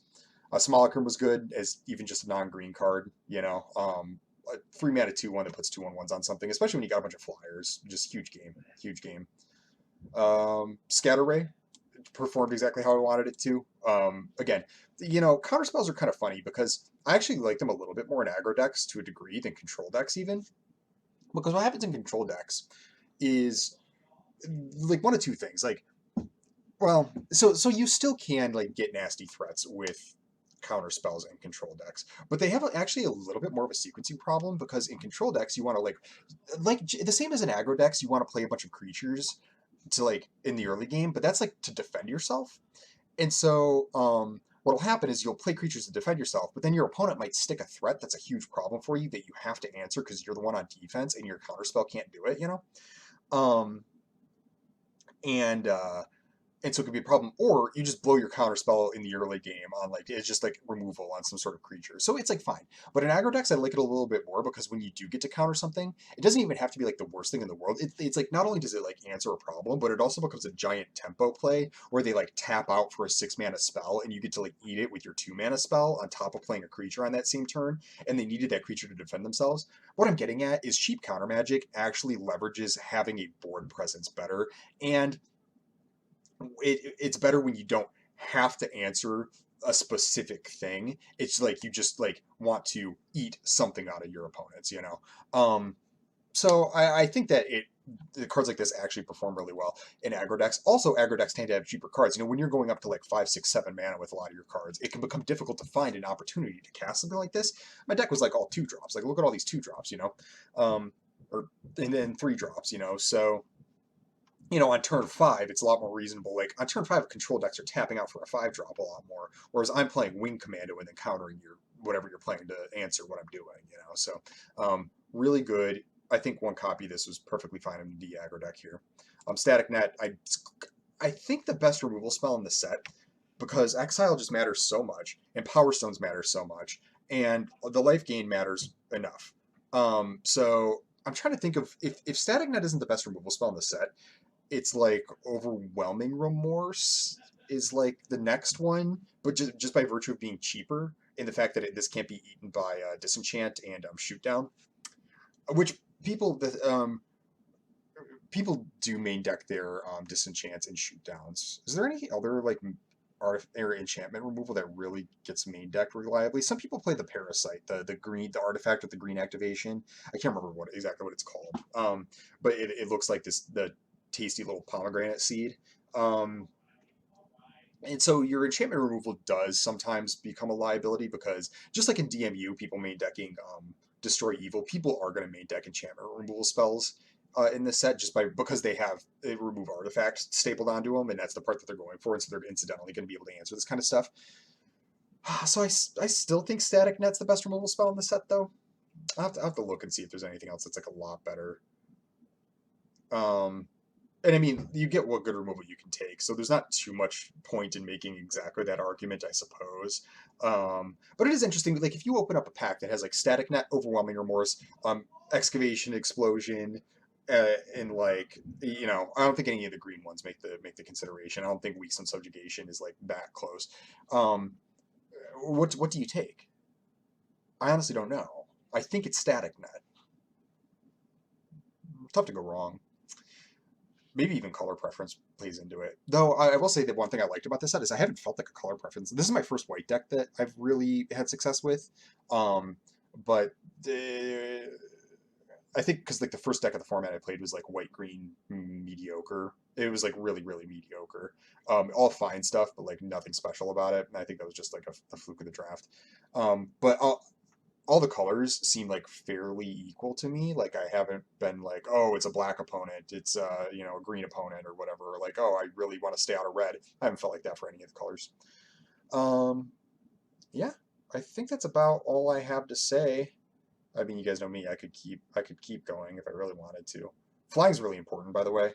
Flying is so important in the set, and so that's why I like that the premier aggro deck of the format has flying as like kind of a central component because this is not a super fast format. It is slower and grindier, not the slowest and grindiest, but it is slower and grindier, and so you really do want ways to maintain steady pressure.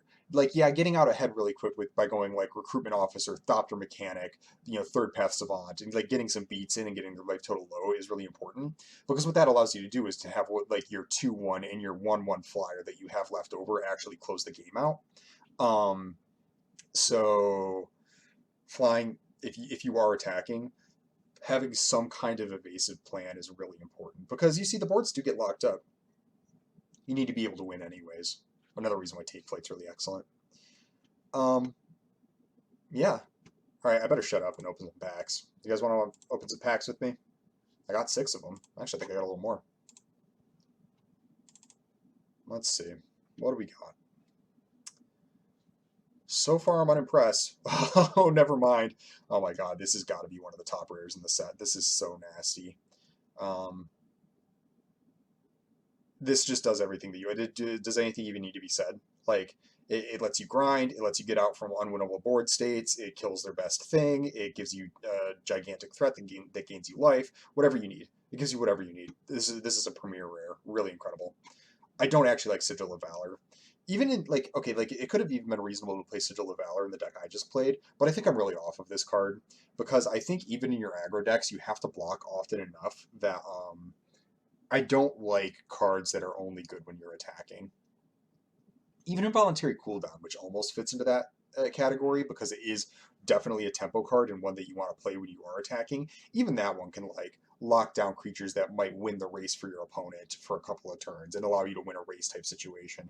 This will never do that, and it only like it like only is good if you have lots of other creatures, and then you can't even attack with those creatures. I think that this is way too narrow and you have to be doing way too much. That it looked acceptable to me, and I think after seeing it in play a couple of times, I think it's unplayable, or at least like really, really close to being unplayable. I think it's quite bad. I think it's quite bad. Okay. What else we got? It's gonna be hard for me not to be Junkyard Genius. I actually don't know what's better here. I mean, probably pick one, pack one, Mishra's Command just by virtue of being monocolor. But I do think Junkyard Genius is actually a better card and more about what the format's doing. This, you get to heat ray something and generally give another one of your creatures like a big power pump. Like if you have an evasive creature that can like push damage through, um, it's probably what you end up doing. You're not going to be killing a lot of planeswalkers, um, but it's only fine. Like it's decent. Or maybe you like fix your hand a little bit. If you can like blast a creature and then get a big attack in, it's probably at its best because it can like slap and get a bunch of damage in. But Expel creature removal is never very efficient. It's generally always quite inefficient, and this makes it more acceptable. Not that you shouldn't play it, you should play it, but like it makes it more acceptable by giving you a nice bonus on top of it. But it's just not a very efficient card. None of the rest of this stuff is that great. I've mentioned I watched like Kenji Numatanami a number of times. And he loves his liquid metal coatings. He keeps sticking this in his decks, and I'm just like, buddy, what are you doing? Like, I think he knows it's not amazing, and it's just kind of a pet card for him. But it's really funny because it's just like he just has a love for it. But I just don't think it's good enough to put in your deck typically. So I think beyond that, between Junkyard Genius and Steel Exemplar, I still like Junkyard Genius. Steel Exemplar is decent, but it does ask a lot out of you. You can cast it with Power Stones, and then it's like a nice 6/6 trample. That's pretty good, but it's only ever a 6/6 trample, which is good. It's good, you know. But this is like such an X Factor card. Like this just cracks open entire boards, and at the very least is like a 2/2 create a Power Stone, which is like a poor man's like Argothian Opportunist, which is maybe Green's best common. So it kind of like masquerades as that, and then also lets you crack in for gigantic attacks. I love this card. This is talking about pet cards. So far, this is my pet card for the format. It's sort of my favorite card. Oh, here we go. Haywire Might. This is the card I was talking about. See, it does just look tasty. It's like a ring pop. It looks like it's like a ring pop, except it has like tasty juice inside. I don't know. Um, of this pack.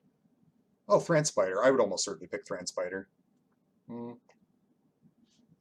such an efficient body with a really good ability, and you create a power stone. Yeah, your opponent gets one, but like again, at the very worst, like if depending on how you build your deck, they'll make like just as good use of it as you, and there's a good chance that they can't even make as good use out of it as you. So yeah, I think that Thran Spider is like really quite excellent, and then of course it powers up the really nice ability that it has. You want to pick lots of artifacts, but also just being colorless, like this can always go in your deck, like that's incredible. Um, I think I go with Thran Spider. I think this card is fine, but I think its best mode is create a Power Stone token. And again, green has a 3/2 common that does that. That is just mono green. This has other abilities on it, but I think the create the tap Power Stone token is the best ability on it by a lot. And there's a green common that does the same thing. So I'm a little lower on this. That maybe that's not a perfect way to rate cards, but I think you guys understand what I mean. There are other options on this, but you're basically losing a point of power and adding in another color of mana to add the other options onto this that aren't quite as good, but maybe come up at other times. I think I like Thran Spider's Talisman than our Engineers.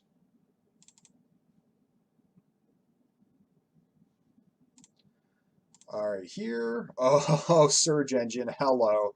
Yeah, I mean, it's obviously Surge Engine. This is absurd. This is absurd. I was just talking to one of my commenters the other day on one of my videos that, they said Surge Engine's like one of the best cards that, they've come up against. And I got to tell you, I can understand that because, it just is it's such a beating. I mentioned this on Misery's Shadow, I think, during my set review, but having your insane power rares, like, be cheap power rares is such a huge boon as opposed to like because I don't know if you watched I think my last draft video in which I had Cityscape Crusher. Is that what the Cityscape Leveler? Is that what the card is? The 8 mana mythic that like destroys everything. That card is super insanely good. It's really really good if you get to 8 mana, and if when you get to 8 mana you don't die when you cast it. You know, um, whereas Surge Engine, okay, yeah, maybe it eats a removal spell or something like that. I mean, like lots of things eat removal spells. But if they don't, like your opponent can't just like hope to dodge this by just being aggressive and like killing you before you like get to cast it or draw it. Like if you draw this card in your opening hand, they're gonna have to have a game plan for this, or it will kill them. And that's an incredible place for your rares to be. It's so much better when your rares are cheap. The only, and this is such a small downside, the only downside I would say compared to like an expensive rare is usually like when you cast like something big and expensive, it comes with its own like value attached. So even if something happens to it, um, you get like so like Tyrant to Cur Ridges. My opponent cast that in the last game. They cast it. It shoots something for 4. It eats a removal spell. Well, it still shot something. You get the value. This doesn't do that until you hit 6 mana, in which case you draw 3 cards, and then it does do that. So it basically has all of your bases covered. This is a top rare. It's incredible, super incredible. Pick it. Make sure you play it. Yeah, really good. Beyond that, Dragon Engine's fine. I don't know how good the 3 mana 1/3 fire breathing body is. I think this card's pretty decent though. I think I go like Surge Engine, Dragon Engine, Giant Growth.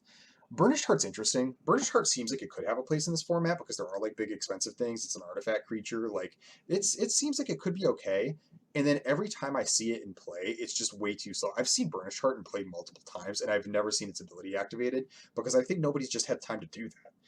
It's so slow and expensive to cast this 3 mana 2/2. Excuse me, sorry, I'm giving myself hiccups. And then use the 3 mana ability to put lands into play. It's a lot more expensive and slow than it might seem. So it's fine. It's fine. It's not bad or anything, but it's slower than it looks. Oh, here we go. Okay, this is an F. You don't want to play that. It just doesn't. Even if you have like a million artifacts, you just don't want it. This is the opposite of an F. This is like this is a super powerful card. Play it if you're not playing white. Definitely play it if you are playing white. It's just incredible. Like at every point, like it becomes this gigantic problem. Um, so yeah, and it even boosts your other assembly workers, which can be really really cute. This is one of those examples of like cards how like so I actually forgot that it says like put a +1/+1 counter on target assembly worker you control, and it's one of those lines of text where you got to watch because like 95% of the time it's going to read put a +1/+1 counter on autonomous assembler. And then every now and then somebody's going to attack you with a power plant worker, and you'll be like, okay, well you can make it a 6/6, so I'll block like this. And then they're like, yeah, put a counter on it. Whoops, just pay attention to that. It's like a very easy line of text to not actually know how it reads. Like how it reads in your mind might be different than how it reads on the card. Maybe some of you know that and are familiar with it, but it's the kind of thing I might get caught by. I'll just tell you that.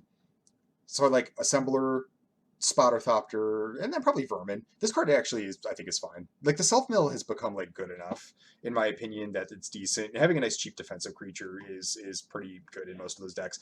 And Black can get away with this kind of stuff more because of the sacrifice themes. So it's actually a lot more reasonable to play cards like, one thing that this card doesn't do is apply pressure very well. It's kind of bad off the top or whatever, but Black can play more chaff than you might otherwise be able to that serves a purpose because it's pretty easy to sacrifice and get value out of it. You just sacrifice the Thrax Demon, you're in good shape. So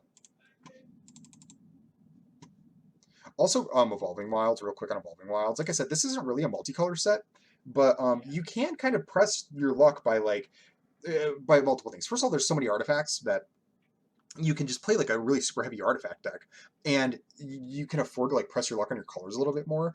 And more specifically in the draft portion, one thing that I've been finding is that like I've been putting off what colors I am for way, way, way later than I would in like a contemporary, or a contemporary I guess isn't the word, but like in most sets, like I definitely delay figuring out exactly. I'm usually like between 2 or 3, and you kind of put that off for a long time by virtue of picking lots of artifacts, and so Evolving Wilds actually is like kind of a higher pick than it might otherwise be in a lot of sets where it's like, oh, you just don't splash that much because you don't splash too much here.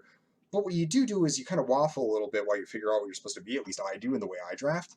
And Evolving Wilds kind of like helps tie that all together a little bit. So you can be like, oh, well, you know what? I waffled a little bit while trying to figure out what I was going to be. But you know what? I can actually just play the cards I was going to play anyways. And so it's actually a little bit higher. And there are cards that like when you sacrifice things in this set. So that's actually kind of useful too. So yeah, that's that. Anyway, this pack, probably Scrap Trawler, just because it's the colorless card draw spell. That is definitely a great place to start. And then I go like probably then into Recruitment Officer and then Shoot Down. This card impressed me this last draft a lot more than I expected it to. So I actually think that picking it above some other things, like if you do end up in the White Soldier deck, this actually is really nice. Um, there's a danger. I was a little skeptical of the converted Mana Cost 3 or less deck, but a lot of the best cards, because that deck is a thing, are converted Mana Cost 3 or less, or I'm sorry, mana value. And my other concern was that when you, at the stage of the game where you're able to cast this, just finding a random 3-drop isn't very good. But I'm actually kind of back off of that because of what I was saying about flyers earlier. It's being able to find a card like, okay, like you've attacked, the board is stalled out. You need to find some way to get the last few points of damage in your opponent. Recruitment Officer, find Wing Commando. Now you have a lethal threat. And if your opponent isn't like attacking back it like promptly or doesn't have an answer to that Wing Commando immediately, that Wing Commando will kill them. So I actually think that this ability contextually ends up being a little bit better and more important for the deck than I kind of anticipated. I thought that this card was going to be fine. It's a little bit better than I thought even. I also thought that the 2/1s were just going to get eaten up by soldiers a little bit more than they are. And that is a thing, but by that I mean 1/1 soldier tokens, but not as much as I anticipated. I thought the soldier tokens were going to be a lot more ubiquitous, and they're just not as much as I thought. So they could go Scrap Trawler, Recruitment Officer, Shoot Down. This card's also really impressed me.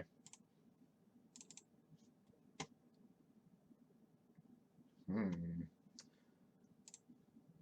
Boy, I don't think it's Legions to Ashes, at least for a first pick. I want to be already kind of doing the thing that's going on here before I pick, you know, Legions to Ashes. So I've seen people go off with Transmogrant Altar. It's one of these cards where it's a little finicky, it's a little fiddly, it might not work out. But if you get this going, that ability, the second ability, but I mean, is actually really powerful. And even sometimes the first ability can let you like run stuff out like ahead of schedule.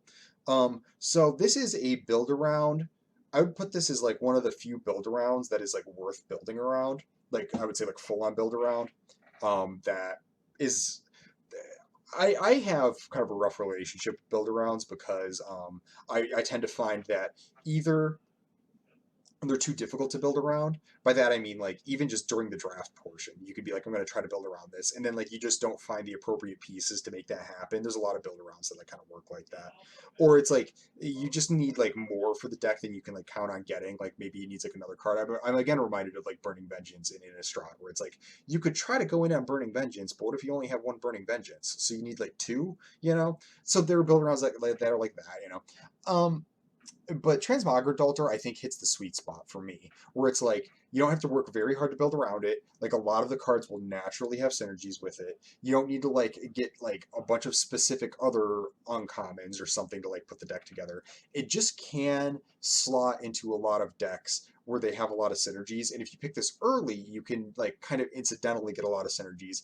And I guess the other thing, part of the other place I was going was that like sometimes the build arounds they're just like not strong enough, or they aren't strong enough for how much you have to sacrifice to make it happen. And I don't think you really have to make sacrifices to make Transmogrant Altar happen. You're just going to play cards that you want to play normally anyways, but just kind of with a with a lean towards the cards that work with it as opposed to like ones that don't, you know. And so you don't have to like play anything embarrassing to make like the build around synergies work, which is like a really big plus. So overall, I actually think the card is quite good, but it can be fiddly in some hands and some game states, and you do want to work towards it a little bit.